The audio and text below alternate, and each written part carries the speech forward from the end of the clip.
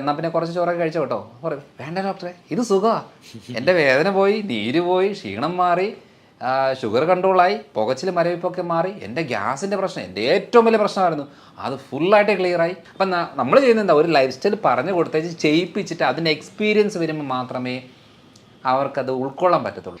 എന്നിട്ട് പറ ഷുഗർ കുറയുന്നുണ്ടോ, ക്ഷീണം കുറയുന്നുണ്ടോ, ബുദ്ധിമുട്ട് കുറയുന്നുണ്ടോ, നീർക്കെട്ട്, എല്ലാവരും പറയുന്നത് ഇവിടെ വേദന, ഇവിടെ പിടിച്ചാൽ വേദന, ഇവിടെ പിടിച്ചാൽ വേദന, എല്ലായിടത്തും വേദനകളാണ്, ചോറ് കുറയ്ക്ക്. അല്ലാതെ മരുന്ന് കഴിച്ചിട്ട് തുമ്മൽ മാറിയ കേസുണ്ടോ? മരുന്ന് കഴിക്കും, തുമ്മൽ കുറയും, നിർത്തുമ്പോൾ തുമ്മലുണ്ടാവും. ഷുഗറിന് ഗുളിക കഴിച്ച് ഷുഗർ കുറയും, നിർത്തുമ്പം വീണ്ടും കൂടും. അപ്പം റൂട്ട് കോസ് മനസ്സിലാക്കി ക്ലിയർ ആക്കി കഴിഞ്ഞാൽ ഈസി ആയിട്ട് നിസ്സാരമായിട്ട് ക്ലിയർ ആക്കുന്ന കുറച്ച് കാര്യങ്ങളാണ്.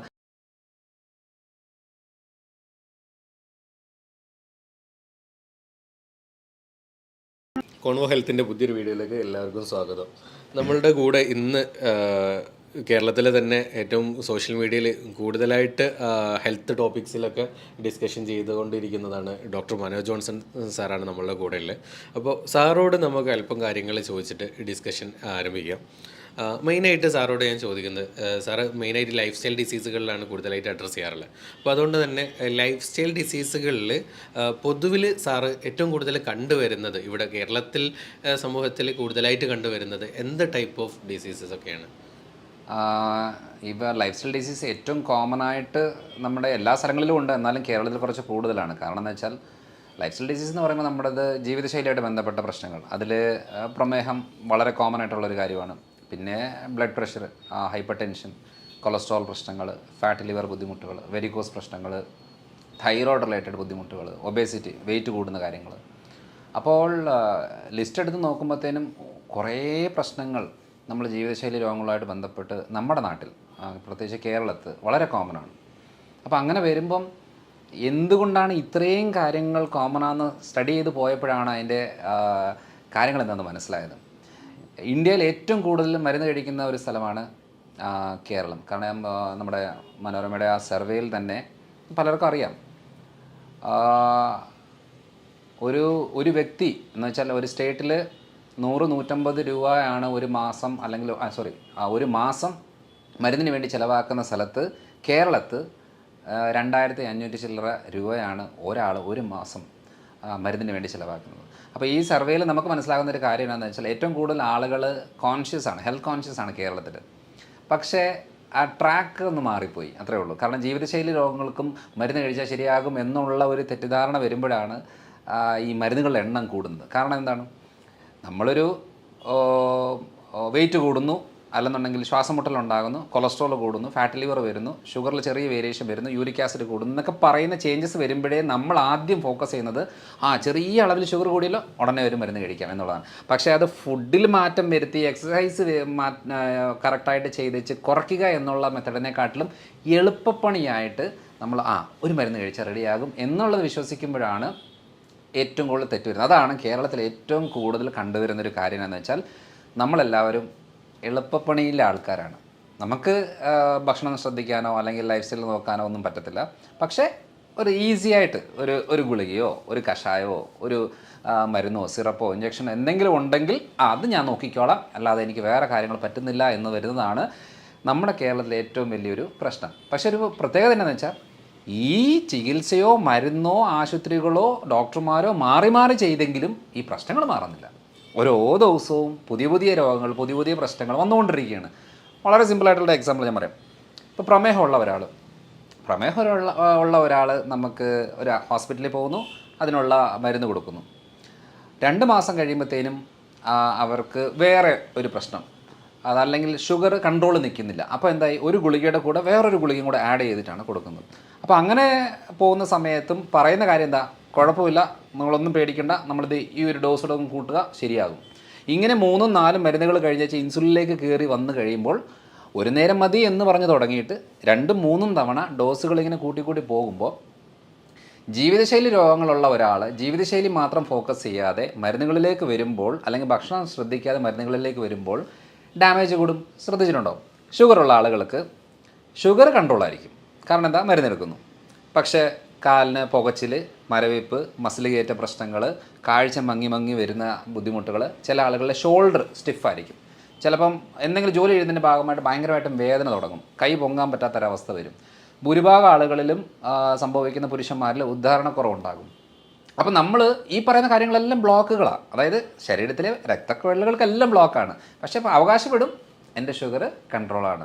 അപ്പോൾ ഇങ്ങനത്തെ ഒരു ജീവിതശൈലിയായിട്ട് ബന്ധപ്പെട്ട് വരുമ്പോൾ മരുന്ന് കഴിക്കുന്നതിൻ്റെ കൂടെ പല കാര്യങ്ങളല്ലാത്തതുകൊണ്ട് അതിനെക്കുറിച്ചുള്ള ഒരു അവയർനെസ്സാണ് നമ്മുടെ നാടിന് ഏറ്റവും കൂടുതൽ ആവശ്യം. അതാണ് ഞാൻ ഏറ്റവും കൂടുതലായിട്ട് ചെയ്തുകൊണ്ടിരിക്കുന്നത്. അപ്പം കേരളത്തിലെ ഒരു ലൈഫ് സ്റ്റൈൽ ഡിസീസുമായിട്ട് ബന്ധപ്പെട്ട് നോക്കുമ്പോൾ ട്രാക്ക് ഒന്ന് മാറ്റിപ്പിടിക്കാനുള്ള സമയമായി എന്നുള്ളതാണ്. അല്ലാതെ ലൈഫ് സ്റ്റൈൽ ഡിസീസിന് മരുന്ന് കഴിച്ചാൽ ലെവലാകും എന്നുള്ള ഒരു തെറ്റിദ്ധാരണ, അത് തെറ്റിദ്ധാരണ തന്നെയാണ്. കാരണം മരുന്ന് മാത്രം പോരാ, മരുന്ന് വേണം, പക്ഷെ മരുന്ന് മാത്രം പോരാ, അതല്ലാതെ വേറെ കുറേ കാര്യങ്ങളും ചെയ്യേണ്ടി വരും.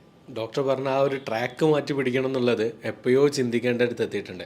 ഷുഗറിൻ്റെ കേസിൽ പലപ്പോഴായിട്ടും പല ആളുകളും മെഡിസിൻസ് എടുക്കുന്നത്, പക്ഷേ ഒരു റിസൾട്ട് മാറ്റം എന്ന് പറഞ്ഞിട്ട് സാറ് പറഞ്ഞതുപോലെ തന്നെ ഇൻസുലിനിലേക്ക് എത്തുക, അത് ഒരു നേരത്തു നിന്ന് 2 നേരത്തിലേക്ക് എത്തുക എന്ന രൂപത്തിലേ പോകുന്നുള്ളൂ. പക്ഷേ നമുക്ക് ലൈഫ് സ്റ്റൈൽ ഡിസീസ് ആകുമ്പം അത് ലൈഫ് സ്റ്റൈൽ ചേഞ്ച് ചെയ്താൽ എന്താണ് മാറ്റം ഉണ്ടാവും എന്നുള്ളത് ഉറപ്പുള്ള കാര്യങ്ങൾ തന്നെയാണ്. അതിൽ ഒന്നാമത്തെ കാര്യം എന്ന് പറയുന്നത്, നമ്മളിപ്പോൾ ഇൻസുലിൻ എടുക്കുന്നു, ഒരു നേരം ഇൻസുലിൻ എടുക്കുന്നു, അത് 2 നേരമാക്കി 3 നേരമാക്കി പോകുന്ന സമയത്തിൽ പലപ്പോഴും ഇൻസുലിൻ ഡോസ് എന്തിനാണ് കൂട്ടുന്നത്? ആ ഡോസ് എടുത്തിട്ടും ഷുഗർ കൺട്രോൾ നിൽക്കാതെ വരുമ്പോഴാണ് ഡോസ് കൂട്ടുന്നത്. അപ്പോൾ നമുക്ക് ഡോസ് കൂട്ടാതെ എങ്ങനെ നോക്കാം? അപ്പോൾ നമുക്ക് ആ മെക്കാനിസം മനസ്സിലാവുമ്പം നമുക്കൊരു ഐഡിയ കിട്ടും. അതായത് ഫുഡ് കൺട്രോൾ ചെയ്യുന്നുണ്ട്, മരുന്ന് കഴിക്കുന്നുണ്ട്, എന്നിട്ട് ഷുഗർ കൂടുന്ന ആളുകളെന്ന് പറയുമ്പോൾ അവർ മെയിനായിട്ട് ഫോക്കസ് ചെയ്യേണ്ടത് മസിൽസിൻ്റെ കോൺട്രാക്ഷനും റിലാക്സേഷനും കറക്റ്റായിട്ട് മസിൽ ഗ്രോത്ത് കൂട്ടുക എന്നുള്ളതാണ് അതിനകത്ത് മെയിനായിട്ടുള്ള കാര്യം. ഈ അവയർനെസ് ഇല്ലെങ്കിൽ ഷുഗർ കുറയില്ല. അതായത് ഞാൻ നമ്മുടെ വയനാട്ടിലൊരു ഡോക്ടർ ആരാണെന്നറിയില്ല, ഒരു ഡയബറ്റോളജിസ്റ്റാണ്, ഈ ജിലേബിയോ മധുരമോ എന്തെങ്കിലും കൊടുത്തിട്ട് ഷുഗർ കുറയ്ക്കുന്നത് ഞാൻ കേട്ടിട്ടുണ്ട്. സത്യം പറഞ്ഞാൽ ഒത്തിരിയേറെ ആളുകൾ, ഡോക്ടേഴ്സ് തന്നെ അതിനെ എതിരായിട്ട് സംസാരിച്ചിട്ടുണ്ട്. പക്ഷേ അത് ശരിയാണ്. അതിനൊരു സയൻസ് എന്താണെന്ന് വെച്ചാൽ, ആ ഡോക്ടർ മെയിനായിട്ട് ഫോക്കസ് ചെയ്യുന്നത് എക്സസൈസ് മെത്തഡുകളാണ്. ഒരു 20-21 സ്റ്റെപ്പുകളുണ്ട്. ആ സ്റ്റെപ്പുകളാണ് ഏറ്റവും കൂടുതൽ ആവശ്യമുള്ളത്. അതിപ്പോൾ അതേ രീതി ചെയ്യണമെന്നില്ല. നമ്മൾ മസിൽസിന് നല്ല രീതിയിലുള്ള മൂവ്മെൻറ്റ് കൊടുത്തു കഴിയുമ്പോഴത്തേനും ഈ ഇൻസുലിനൊന്നും ആവശ്യമില്ല. ഇത്രയും പ്രോസസ്സ് കഴിഞ്ഞിട്ട് വേണം സെൽസിലേക്ക് കയറണം എന്നുണ്ടെങ്കിൽ അത്രയും പ്രോസസ്സ് കഴിയണം. മസിൽസിന് മൂവ്മെൻറ്റ് നല്ല അളവ് കൊടുത്തു കഴിഞ്ഞാൽ ഈ പെട്ടെന്ന് മസിൽസ് ഈ ഗ്ലൂക്കോസിനെ വലിച്ചെടുക്കും. അപ്പം പെട്ടെന്ന് ഷുഗർ ലെവൽ കുറയും. അപ്പം നമ്മളോട് നേരായിട്ട് മരുന്നും ഇൻസുലിനും എടുക്കുന്ന സമയത്ത് നേരായിട്ട് പറഞ്ഞു തരേണ്ട കാര്യം, ഈ മസിൽസ് ഗ്രോത്ത് കൂടണം, അന്നെങ്കിൽ മാത്രമേ ഷുഗർ കുറയത്തുള്ളൂ. പക്ഷെ നമ്മൾ ശ്രദ്ധിച്ചിട്ടുണ്ടോ, പ്രമേഹ രോഗികളുടെ എപ്പോഴും കൈയും കാലും ശോഷിച്ച് വരും. ഇൻസുലിൻ എടുക്കുന്ന ആളുകളുടേത് വണ്ണം കൂടി വരും. അപ്പോൾ ഇൻസുലിൻ എടുക്കുമ്പോൾ ഫാറ്റ് ഡെപ്പോസിഷൻ കൂടും. എന്ന് വെച്ചാൽ എവിടെയാണ്? വയറിൻ്റെ ഭാഗത്ത്. കൈയും കാലമൊക്കെ ശോഷിക്കും. അപ്പോൾ നമ്മൾ ഈ മെറ്റ്ഫോമിനോ അങ്ങനത്തെ എന്തെങ്കിലും ഗുളിക എടുക്കുന്ന സമയത്ത് ഫാറ്റ് ലോസ് ആകും, മസിൽ ലോസ് ആകും. അപ്പോൾ അങ്ങനെ വരുമ്പോൾ എന്നാന്ന് പറഞ്ഞാൽ വെയിറ്റ് കുറയും. ഇൻസുലിൻ എടുക്കുമ്പോഴത്തേന് വെയിറ്റ് കൂടും. അപ്പോൾ എങ്ങനെയാണ്? ശരീരപ്രകൃതം നോക്കുമ്പോൾ കൈയും കാലും നെഞ്ചും ശോഷിച്ചിരിക്കും, വയറ് മാത്രം വലുതായിട്ടിരിക്കും. കാരണം ഏറ്റവും കൂടുതൽ ഇൻസുലിൻ എടുക്കുന്ന വയറിൻ്റെ ഭാഗത്താണ്. അപ്പോൾ ഇവിടെ സൊല്യൂഷൻ എന്താ ചെയ്യേണ്ടത്? നമ്മൾ മെഡിസിനോ കാര്യങ്ങൾ എടുക്കുമ്പോൾ മസിൽ ബിൽഡപ്പ് ചെയ്യാനുള്ള കാര്യങ്ങൾ, അത് ഡംബിൾസ് യൂസ് ചെയ്യുവോ, പുഷപ്സ് ചെയ്യുവോ, പുല്ലപ്സ് ചെയ്യുവോ, ഏതെങ്കിലും രീതിയിലുള്ള മസിൽ ടയർഡാകുന്ന രീതി ചെയ്താൽ ഷുഗറും കൺട്രോൾ ആവും, മസിലും ഗ്രോത്ത് ആവും. അപ്പോൾ ഓട്ടോമാറ്റിക്കായിട്ട് ഷുഗർ കുറയും. സിമ്പിൾ കാര്യമാണ്, വളരെ സിമ്പിളായിട്ടുള്ള കാര്യമാണ്. അപ്പോൾ ഈ ഒരു ഐഡിയ നമുക്ക് കിട്ടിയെങ്കിൽ മാത്രമേ, ചിലവരല്ലേ ഫാസ്റ്റിംഗ് ഷുഗർ എൻ്റെ കൂടുതലാണ്, ഫുഡ് കഴിച്ചാൽ കുറവാണ്, അതിൻ്റെ അർത്ഥം എന്താ? മസിൽ ഗ്രോത്ത് ഇല്ല.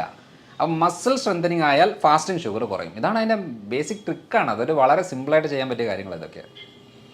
ഈ രൂപത്തിൽ നമുക്ക് ശ്രദ്ധിച്ചു കഴിഞ്ഞാൽ ഷുഗർ മാനേജ് ചെയ്ത് കൊണ്ടുവരാൻ പറ്റുന്നില്ല.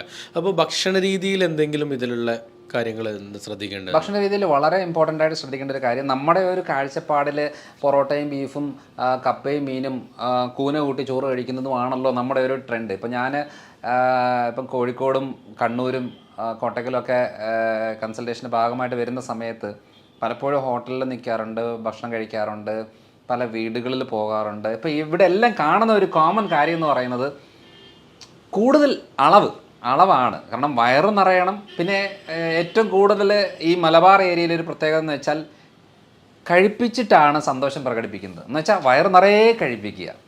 അപ്പം നമ്മൾ പോയിട്ട് കുറച്ച് കഴിക്കുമ്പോഴത്തേനും പറയും, ഒന്നും കഴിക്കുന്നില്ല, ഒന്നും ഇഷ്ടമായില്ലേ എന്നുള്ള രീതിയാണ്. അപ്പോൾ ഇത് മലബാർ ഏരിയ മാത്രമല്ല, നമ്മുടെ നാട്ടിലൊരു കോമൺ ഒരു കൾച്ചർ എന്നാന്ന് വെച്ചാൽ ചോറ് കഴിച്ചെങ്കിൽ മാത്രമേ ഒരു ആരോഗ്യമുള്ളൂ എന്നുള്ളത്. എന്തിനാണ് ഈ അമേരിക്കയിലുള്ള ആൾക്കാരോട് നമ്മൾ പറയുകയാണ്, അതേ ബീഫും പൊറോട്ടയും കഴിച്ചിട്ടുണ്ടോ, സൂപ്പർ സാധനമാണ് എന്നൊക്കെ പറഞ്ഞു കഴിഞ്ഞാൽ അവർക്ക് എന്തെങ്കിലും വികാരമുണ്ടോ? ഒരു വികാരമില്ല. കപ്പയും മീനും നമുക്കാണെന്നുണ്ടെങ്കിൽ ഭയങ്കര ഒരു എന്താ പറയുക, ഭയങ്കര ഒരു വികാരമാണ് കപ്പയും മീനും വരുമ്പോൾ. എന്തുകൊണ്ടാണ് യൂറോപ്യൻസിന് ഈ കപ്പയും മീനും പറയുമ്പോൾ ഒരു താല്പര്യമില്ലാത്തത്? കാരണം എന്ന് വെച്ചാൽ നമ്മൾ പഠിച്ച് വളർന്ന് നമ്മുടെ നാട്ടുകാർ വീട്ടുകാർ എല്ലാം ഈ ഒരു കൾച്ചറിലേക്ക് വരുന്നത് കൊണ്ട് നമുക്കിത് വലിയ കാര്യമാണ്. അപ്പോൾ ആ ഒരു വലിയ കാര്യമായുള്ള സംഭവം നമ്മൾ പറയുകയാണെങ്കിൽ നമ്മുടെ ഒരു സ്ഥലത്ത് നിന്നുകൊണ്ട് നമ്മൾ പറയുകയാണെങ്കിൽ ഇതാണ് ഏറ്റവും നല്ല ഫുഡ് എന്ന് പറയുമ്പം അപ്പം നമ്മളൊരു അത് അടപ്പിച്ചെടുത്താൽ പ്രശ്നമാണ്. മുഴകളുണ്ടാകും, ഫാറ്റ് ലിവർ ഉണ്ടാകും, തൈറോയ്ഡ് തുടങ്ങും, പ്രമേഹം തുടങ്ങും, ബ്ലോക്ക് ഉണ്ടാകും, വെയിറ്റ് കൂടും എന്നൊക്കെ പറയുമ്പം അത് ഉൾക്കൊള്ളാൻ നമുക്ക് ഭയങ്കര ബുദ്ധിമുട്ടാണ്. കാരണം നമുക്ക് ഇഷ്ടമുള്ള സാധനം അത്. അപ്പോൾ അങ്ങനെ ഒരു ഭക്ഷണത്തിലേക്ക് നമ്മൾ ഡൈവേർട്ട് ചെയ്തെങ്കിൽ മാത്രമേ കാര്യമുള്ളൂ. ഇപ്പം ഒരു ഭക്ഷണം നമ്മൾ കഴിക്കുമ്പോൾ രാവിലെ നമുക്ക് ഇഡ്ഡലി ദോശ പുട്ട് ആണല്ലോ കോമൺ ആയിട്ട് നമ്മുടെ ഡയറ്റിലൊക്കെ വരുന്നത്. അതേപോലെ ഉച്ചയ്ക്ക് ചോറ് കറികളൊക്കെ ആയിട്ട്, രാത്രിയിൽ ചിലപ്പോൾ ചപ്പാത്തിയോ പൊറോട്ടയോ അല്ലെന്നുണ്ടെങ്കിൽ അങ്ങനെ എന്തെങ്കിലുമൊക്കെ ആയിട്ട്. അപ്പോൾ അങ്ങനെ പല ടൈപ്പ്. അപ്പോൾ ഏറ്റവും കൂടുതൽ ഇപ്പം കണ്ടുവരുന്നത് നമ്മുടെ കുഴിമന്തി, ബിരിയാണി ഐറ്റംസ്, നമ്മുടെ ബാർബിക്യൂ, അൽഫാം രീതികൾ, ഇതൊക്കെയാണ് കോമൺ ആയിട്ട് വരുന്നത്. അപ്പം നമ്മൾ നോക്കുമ്പം ഇപ്പോൾ ഫോർ എക്സാമ്പിൾ നമ്മളിപ്പോൾ ഒരു ബാർബിക്യൂ കഴിക്കുകയാണ് അല്ലെങ്കിൽ അൽഫാം കഴിക്കുകയാണ്. അൽഫാം കഴിക്കുന്ന സമയത്ത് സാലഡ് കൂട്ടിയാണ് കഴിക്കുന്നതെങ്കിൽ ഷുഗർ കൂടത്തേയില്ല, സേഫാണ്. പക്ഷേ അൽഫാം കഴിക്കുന്ന സമയത്ത് നമ്മൾ ഈ കുബൂസും പൊറോട്ടയും ചപ്പാത്തിയും ആണ് കഴിക്കുന്നതെങ്കിൽ ഷുഗർ പെട്ടെന്ന് കൂടും. അപ്പോൾ നമുക്ക് ഷുഗറുള്ള ആളുകൾക്ക് ഏറ്റവും കുറവ് ഷുഗറായിട്ട് ഫുഡിലുള്ളത് വെജിറ്റബിൾസ്, പച്ചക്കറികളാണ്, ഇലക്കറികൾ. പിന്നെയുള്ളത് നോൺ വെജ് ഐറ്റംസ്, ഇറച്ചി, മീൻ, മുട്ട ഐറ്റംസ്. ഇതൊക്കെ എന്ന് പറയുന്നൊരു 30-40% ഉള്ളിലാണ് ഗ്ലൂക്കോസ് ലെവലൊക്കെ ഉള്ളത്. പിന്നെ നമുക്ക് പഴവർഗ്ഗങ്ങളിൽ നമ്മൾ ഏറ്റവും കൂടുതൽ തെറ്റിദ്ധാരണ എന്ന് പറഞ്ഞാൽ ഷുഗറുള്ള രോഗികൾക്ക് ഈ പഴങ്ങൾ അത്ര നല്ലതല്ല എന്ന രീതിയിൽ. ശരിയാണ്, നമുക്ക് ഏറ്റവും കൂടുതൽ എന്താ പറയുക, ചക്കപ്പഴം, മാങ്ങപ്പഴം, ഏത്തപ്പഴം, നല്ല പഴുത്ത ഏത്തപ്പഴം എന്നൊക്കെ പറയുന്നത് ഷുഗർ കൂട്ടാനുള്ള ഫ്രൂട്ട്സാണ്. പക്ഷേ പപ്പായ, പേരയ്ക്ക, apple, mosambi, orange, Musk melon എന്നൊക്കെ പറയുന്ന പല ടൈപ്പ് ഫ്രൂട്ട്സ്, ചെറുപഴം, ഇതൊക്കെ എന്ന് പറയുന്നത് ഷുഗർ രോഗികൾ നിർബന്ധമായിട്ടും കഴിക്കണം. കാരണം പ്രമേഹമുള്ള ആളുകളിൽ ഏറ്റവും കൂടുതൽ ഡാമേജ് വരുന്നത് ഹാർട്ട് റിലേറ്റഡ് ബ്ലോക്കുമായിട്ട് ബന്ധപ്പെട്ടോ അറ്റാക്കോ സ്ട്രോക്കോ ആണ് അവരുടെ കോംപ്ലിക്കേഷൻ മെയിനായിട്ട്, അല്ലെങ്കിൽ കിഡ്നി റിലേറ്റഡ്. അപ്പോൾ ഈ അറ്റാക്കും സ്ട്രോക്കും ഒക്കെ നമുക്ക് പ്രിവെൻറ്റ് ചെയ്യണമെന്നുണ്ടെങ്കിൽ നമുക്ക് നല്ല ആൻറ്റി ഓക്സിഡൻസ് വേണം. അപ്പം വൈറ്റമിൻസ് മിനറൽസ് കൂടുതലുള്ളത് പഴവർഗ്ഗങ്ങളിലാണ്. അപ്പം എന്താ ഷുഗർ കൂടുമെന്ന് പറഞ്ഞാൽ ഇത് മാറ്റി വെച്ചിട്ട് നോർമലായിട്ടുള്ള കാര്യങ്ങൾ എടുക്കുമ്പോൾ എന്നാ സംഭവിക്കുന്നത് വെച്ചാൽ ഹാർട്ട് റിലേറ്റഡ് ആയിട്ടുള്ള ബ്ലഡ് വെസൽ റിലേറ്റഡ് ആയിട്ടുള്ള പ്രശ്നങ്ങൾ തുടങ്ങും. അതുകൊണ്ട് ഇങ്ങനത്തെ ഫുഡ് ഉൾപ്പെടുത്തണം സത്യം പറഞ്ഞാൽ. അപ്പോൾ എന്താ ചെയ്യേണ്ടത്, മെയിൻ ഫുഡ് ഈ നല്ല പഴുത്ത ചക്ക കഴിക്കാതിരിക്കുകയാണ് നല്ലത്. പച്ച ചക്ക നമ്മൾ ചക്ക വേവിച്ചൊക്കെ കഴിക്കത്തില്ലേ, അത് ഓക്കെയാണ്. അതേപോലെ മാങ്ങ, പച്ചമാങ്ങയായിട്ട് ഉൾപ്പെടുത്താം. കൂടുതൽ പഴിക്കുന്നതനുസരിച്ച് ഷുഗർ കൂടുന്നൊരു സാഹചര്യം വരും. അപ്പം ഇതൊരു 40-50% ഷുഗർ ലെവൽ ഉള്ളതാണ്. പിന്നെയുള്ള ഒരു 50-60% ഷുഗർ ലെവൽ ഉള്ളത് പയറുപരിപ്പ് വർഗ്ഗങ്ങൾ, അതായത് ചെറുപയർ, വൻപയർ, കടല, മുതിര, ഉഴുന്ന്, പരിപ്പ്, അങ്ങനത്തെ കുറേ പയറുപരിപ്പ് വർഗ്ഗങ്ങളിലാണ് ഒരു 50-60% ഗ്ലൂക്കോസ് ലെവലുണ്ട്. അപ്പം കമ്പാരിറ്റീവ്ലി വെജിറ്റേറിയൻസിന് നമുക്ക് ബെറ്ററായിട്ട് പറയുന്നത് പനീർ, മഷ്റൂം, ഈ സാധനങ്ങൾക്കൊക്കെ, ഈ ഭക്ഷണങ്ങളിലൊക്കെ നമുക്ക് ഷുഗർ ലെവൽ അധികമില്ല. ഇതൊരു 10-20-30% നിൽക്കുന്ന കാര്യങ്ങളാണ്. അപ്പോൾ 50% ഉള്ളിൽ നിൽക്കുന്ന ഭക്ഷണങ്ങളെ കുറച്ച് അളവ് കൂട്ടുക. ഇനി 50% കൂടുതലുള്ള ഭക്ഷണങ്ങളുണ്ട്. ഇപ്പോൾ ഓട്സ് ഒരു 60-65-70 ആ റേഞ്ചിലാണ് ഓട്സിനകത്ത് ഗ്ലൂക്കോസ് ലെവൽ വരുന്നത്. ഒരു 70-75 വരെ മില്ലറ്റ്സ്, നമ്മുടെ റാഗി, തിന, ചാമ എന്നൊക്കെ പറയുന്ന ഇതിലെല്ലാം വരും. പിന്നെ ഒരു 75-80 അരി, ഗോതമ്പൊക്കെ വരുന്നത്. കാരണം പലപ്പോഴും പറയാറുണ്ട് ഈ ഷുഗർ ആയതുകൊണ്ട് ഞാൻ ചോറ് മാറ്റി ചപ്പാത്തി ആക്കി എന്ന് പറയാറുണ്ട്. എൻ്റെ അർത്ഥം അതിന് പ്രത്യേകിച്ച് വലിയ മെച്ചമൊന്നുമില്ല. 3 ചപ്പാത്തി കഴിക്കുന്നതും 2 തവി ചോറ് കഴിക്കുന്നതൊക്കെ ഏകദേശം സെയിമാണ്. കാരണം ഇതിൻ്റെ കണ്ടൻറ്റ് ഏകദേശം സെയിം ഒക്കെ തന്നെയാണ്. ഒരു ചപ്പാത്തിയിൽ ഒതുക്കുമായിരുന്നെങ്കിൽ ശരിയായിരുന്നു നമ്മൾ പറയാം. അത് പിന്നെ ചോറ് കുറച്ചാലും ഓക്കെയാണ്, ചപ്പാത്തി തന്നെ കഴിക്കണം നിർബന്ധമില്ല. അപ്പോൾ ഈ ഒരു അളവിലാണ്. പിന്നെ ഒരു 80% ഉള്ളത് ഈ കിഴങ്ങ് വർഗ്ഗങ്ങളിലാണ്. ഈ പ്രത്യേകിച്ചും ഈ കപ്പ, നമ്മുടെ കോട്ടയം പാല ഭാഗത്തൊക്കെ കപ്പ എന്ന് പറയുന്നത്. അപ്പോൾ ഈ ടപ്പിയോക്ക കപ്പ എന്ന് പറയുന്നത് ഹൈ ഷുഗർ കണ്ടൻറ്റാണ്. പിന്നെ ചേമ്പ്, ചേന, കാച്ചിൽ എന്നൊക്കെ പറയുന്നത് കപ്പയുടെ അത്രയില്ല, പക്ഷേ കമ്പാരിറ്റീവ് ബെറ്ററാണ്. പക്ഷേ കിഴങ്ങ് വർഗ്ഗങ്ങളിൽ ഏറ്റവും നല്ല ഒരു ഭക്ഷണം എന്ന് പറയുന്നത്, നമ്മൾ ഏറ്റവും കൂടുതൽ പ്രൊമോട്ട് ചെയ്യുന്നൊരു കാര്യം എന്ന് പറയുന്നത് മധുരക്കിഴങ്ങാണ്. മധുരക്കിഴങ്ങ് നമ്മുടെ ഈ പറയുന്ന കഴിക്കുമ്പോൾ ചെറിയൊരു മധുരം തോന്നുമെന്നുണ്ടെങ്കിലും ഈ കപ്പയുടെ അത്രയും ഡേഞ്ചർ അല്ല. അപ്പം അത് ഷുഗർ ഉള്ളവർക്കും കുറച്ച് അളവിൽ കഴിക്കുന്നതുകൊണ്ട് യാതൊരു കുഴപ്പവും ഇല്ല. അപ്പോൾ ഈ ഒരു അളവിൽ നമ്മളിപ്പോൾ നോക്കുമ്പോൾ അളവ് കൂട്ടുകയും കുറയ്ക്കാനായിട്ട് നമ്മൾ അറിഞ്ഞെങ്കിൽ മാത്രമേ ഈ കാര്യം നടക്കത്തുള്ളൂ. അപ്പോൾ ആ ഒരു രീതി വന്നെങ്കിൽ നമുക്ക് കുറച്ചുകൂടെ സ്പീഡപ്പായിട്ട് കാര്യങ്ങൾ, അതായത് 50% താഴോട്ടുള്ള ഗ്ലൂക്കോസ് ലെവലുള്ള ഭക്ഷണത്തിനെ കുറച്ച് അളവ് കൂട്ടിയിട്ട് 50% മുകളിലോട്ടുള്ള ഗ്ലൂക്കോസ് ലെവൽ അളവിന് കുറച്ച് കഴിഞ്ഞാൽ ഈസി ആയിട്ട് ഷുഗർ കൺട്രോൾ ചെയ്യാം. ഇതാണ് മെയിനായിട്ടുള്ളത് ഫുഡിനകത്ത്. നമ്മളെ നാട്ടിലുള്ള ജനങ്ങളുടെ ഒരു പൊതുവിലെ കാഴ്ചപ്പാടെന്ന് പറഞ്ഞാൽ അരിഭക്ഷണമാണല്ലോ, രാവിലെ ആയാലും ഉച്ചയായാലും രാത്രി ആയാലും. അപ്പം അത് കുറയ്ക്കുന്നേരം നമ്മൾ ഈ പറഞ്ഞ ബാക്കി ഐറ്റംസ് കൂട്ടിയെടുക്കുകയാണ് ചെയ്യേണ്ടത്. അപ്പോൾ എനർജി ലെവലിൽ അവർക്ക് ബാധിക്കില്ല എന്നുള്ള പൊതുവിലൊരു കാഴ്ചപ്പാട്, അരിഭക്ഷണം കുറച്ചാൽ ക്ഷീണിച്ച് പോവും, കുഴങ്ങിപ്പോവും, കിടന്നു പോകും എന്ന് പറയുന്നൊരു കാഴ്ചപ്പാടുണ്ട്. ഇപ്പം ഞാനൊരു കഴിഞ്ഞ ഒരു 6 മാസമായിട്ട് അരിഭക്ഷണം അങ്ങനെ അധികം കഴിക്കാറില്ല. ഞാൻ ചോറ് കഴിച്ചിട്ടേ ഇല്ല ഒരു 6 മാസമായിട്ട്. അപ്പം അതൊരു തെറ്റിദ്ധാരണയാണ്. ഞാൻ എൻ്റെ ശരീരത്തിൽ ഒരു അപ്ലൈ ചെയ്ത ഒരു മെത്തഡാണിത്. അല്ല, സാർ ഇത്രയായിട്ട് കഴിച്ചിട്ടില്ല എന്നുള്ളത് തന്നെ വലിയ അത്ഭുതമാണ്. കാരണം സാറുടെ ആ ഒരു ബോഡി ഇത് വെച്ച് നോക്കുന്ന നേരം ഭയങ്കര എനർജറ്റിക് ആണ്. ആ എനർജിയാണ് ഞാനിപ്പോൾ പറയാൻ വന്നത്. കാരണം എന്താണെന്ന് വെച്ചാൽ ഞാനൊരു 2 ദോശ കഴിച്ച് കൺസൾട്ടേഷൻ ഇരുന്ന് കഴിഞ്ഞാൽ 11 മണിയാകുമ്പോഴത്തേന് എനിക്ക് വിശപ്പ് തുടങ്ങും. കാരണം എന്താ വെച്ചാൽ കഴിച്ചു, വയറ് നിറഞ്ഞു, പക്ഷേ 2-2.5 മണിക്കൂർ കൊണ്ട് എനിക്ക് വിശക്കും. അപ്പോൾ വിശന്ന് കഴിഞ്ഞാൽ പിന്നെ എന്തെങ്കിലും കഴിക്കണം, അല്ലാതെ പറ്റത്തില്ല. പക്ഷേ രാവിലെ ഞാനൊരു 1/2 ഏത്തപ്പഴം, ഒരു 2 മുട്ട പുഴുങ്ങിയത്, കുറച്ച് നട്ട്സ്, ഇതാണ് ഞാൻ എൻ്റെ പൊതുവെ രാവിലത്തെ ബ്രേക്ക്ഫാസ്റ്റായിട്ട് ഞാൻ കഴിക്കുന്നത്. ഇത് കഴിച്ചു കഴിഞ്ഞാൽ എനിക്കൊരു 1 മണി 1:30 2 ആയാലും എനിക്ക് ആ എനർജി കിട്ടും. ഈ പറയുന്ന കാര്യങ്ങൾ ഞാൻ ഉച്ചയ്ക്കാണെന്നുണ്ടെങ്കിൽ മെയിനായിട്ടും ഫിഷാണ് മെയിനായിട്ട് കഴിക്കുന്നത്. ഒരു അയലയുടെ സൈസ് ഉണ്ടെങ്കിൽ ഒരു മീൻ, മത്തിയുടെ സൈസ് ചെറിയ സൈസ് ആണെങ്കിൽ 3-4 മീൻ, പിന്നെ അവിയൽ, തോരന്, ഉപ്പേരി, മെഴുക്കോട്ട് ഐറ്റംസ്, ഇതാണ് എൻ്റെ ഉച്ചയ്ക്കത്തെ ഫുഡ്. ഇത് കഴിച്ചേച്ച് ഞാൻ തിരിച്ചു പോയിട്ട് എന്തെങ്കിലും ഒരു മീറ്റിങ്ങിലോ ഫംഗ്ഷനിലോ കൺസൾട്ടേഷനിലോ ഇരുന്ന് കഴിഞ്ഞാൽ എനിക്ക് നല്ല എനർജിയാണ്. ചോറ് കഴിച്ചേച്ച് പോയി ഇരുന്ന് കഴിഞ്ഞാൽ എനിക്ക് തൂങ്ങും. അതായത് എനിക്ക് സംസാരിക്കാൻ വലിയ താല്പര്യം തോന്നത്തില്ല, ഒന്നിനോടൊരു ഉന്മേഷമില്ല. എനിക്ക് എനർജി കിട്ടുന്നത് അത് കഴിക്കാത്ത സമയത്താണെന്ന് തിരിച്ചറിഞ്ഞപ്പോഴാണ് ഞാൻ മനസ്സിലാക്കിയത് വെറുതെ എന്തിനാണ് ഈ സാധനങ്ങളൊക്കെ കഴിക്കേണ്ട ആവശ്യം. അതങ്ങ് ഞാൻ സ്റ്റോപ്പ് ചെയ്തേച്ച് ഈ ഒരു രീതിയിലേക്ക് ഡയറ്റ് വന്നപ്പോഴത്തേനും എനിക്ക് നല്ല എനർജിയായി. അപ്പോൾ ഭൂരിഭാഗം ആൾക്കാർ ഇപ്പോൾ പറഞ്ഞൊരു തെറ്റിദ്ധാരണയുണ്ട്, നമ്മൾ ഈ അരി സാധനമോ അല്ലെങ്കിൽ ഗോതമ്പോ അങ്ങനെ എന്തെങ്കിലും ഒന്നും കഴിച്ചില്ല എന്നുണ്ടെങ്കിൽ ചിലപ്പോൾ ശരീരം ശോഷിച്ച് വരും, മെലിഞ്ഞ് വരും, എനർജി കുറയും, ക്ഷീണം ഉണ്ടാകും എന്നുള്ളതോട് അതൊന്നും ഒരു സത്യമാണ്. നമുക്ക് ആവശ്യം, അതായത് നമുക്ക് ഗ്ലൂക്കോസ് ആവശ്യമാണ്. ഈ ഗ്ലൂക്കോസ് ആവശ്യം എന്ന് പറയുമ്പോൾ അരിയുടെ രൂപത്തിൽ തന്നെ ഗ്ലൂക്കോസ് കഴിക്കണമെന്ന് ഒരു നിർബന്ധമില്ല. ഇപ്പം ഞാൻ ഉച്ചയ്ക്ക് ചിലപ്പോൾ ഈ വാഴയ്ക്ക ചെറുതായിട്ട് ഇതാക്കി തേങ്ങയൊക്കെ ഇട്ട് ഒരു അവിയൽ ഫോമിലാക്കി കഴിക്കും. അതേപോലെ വാഴക്കൂമ്പ്, ചുണ്ടെന്നൊക്കെ പറയില്ലേ, വാഴക്കൂമ്പും വൻപയറും മിക്സ് ചെയ്തിട്ട് തോരനാക്കി കഴിക്കും. ഇതിനകത്തെല്ലാം കാർബോഹൈഡ്രേറ്റ് ഉണ്ട്. 80% ഇല്ല, 60% ഉള്ളത് എന്നുള്ളതേ ഉള്ളൂ. അതായത് നമുക്ക് കിട്ടേണ്ട എനർജി കിട്ടി, ഈ രൂപത്തിൽ തന്നെ കിട്ടണമെന്ന് വാശി പിടിക്കുമ്പോൾ മാത്രമേ നമുക്ക് ഈ പ്രശ്നമുള്ളൂ. അപ്പോൾ ആ ഒരു രീതിയിൽ നമുക്ക് മനസ്സിലാക്കി കഴിഞ്ഞാൽ മാത്രമേ എങ്ങനെ ഇതിനെ മാനേജ് ചെയ്യണം. അതുകൊണ്ട് വണ്ണം കുറയും, സത്യം പറഞ്ഞാൽ വണ്ണം കുറയും. ഗ്രെയിൻസ് കട്ട് ചെയ്താൽ വണ്ണം കുറയും. എനിക്ക് 2 കിലോ കുറഞ്ഞു, ഇപ്പം ഞാൻ 4 കിലോ കൂടി. കാരണം വേറെ ഒന്നുമല്ല, പ്രോട്ടീനും ഫാറ്റും വൈറ്റമിൻസും മിനറൽസും ബോഡിയിലേക്ക് സപ്ലൈ ചെയ്തു, കാർബോഹൈഡ്രേറ്റ് കുറച്ചു. ഇതാണ് ഞാൻ ചെയ്തിട്ട് എന്തായി, ഞാൻ ഫിസിക്കൽ വർക്കൗട്ട് ചെയ്യാൻ തുടങ്ങി.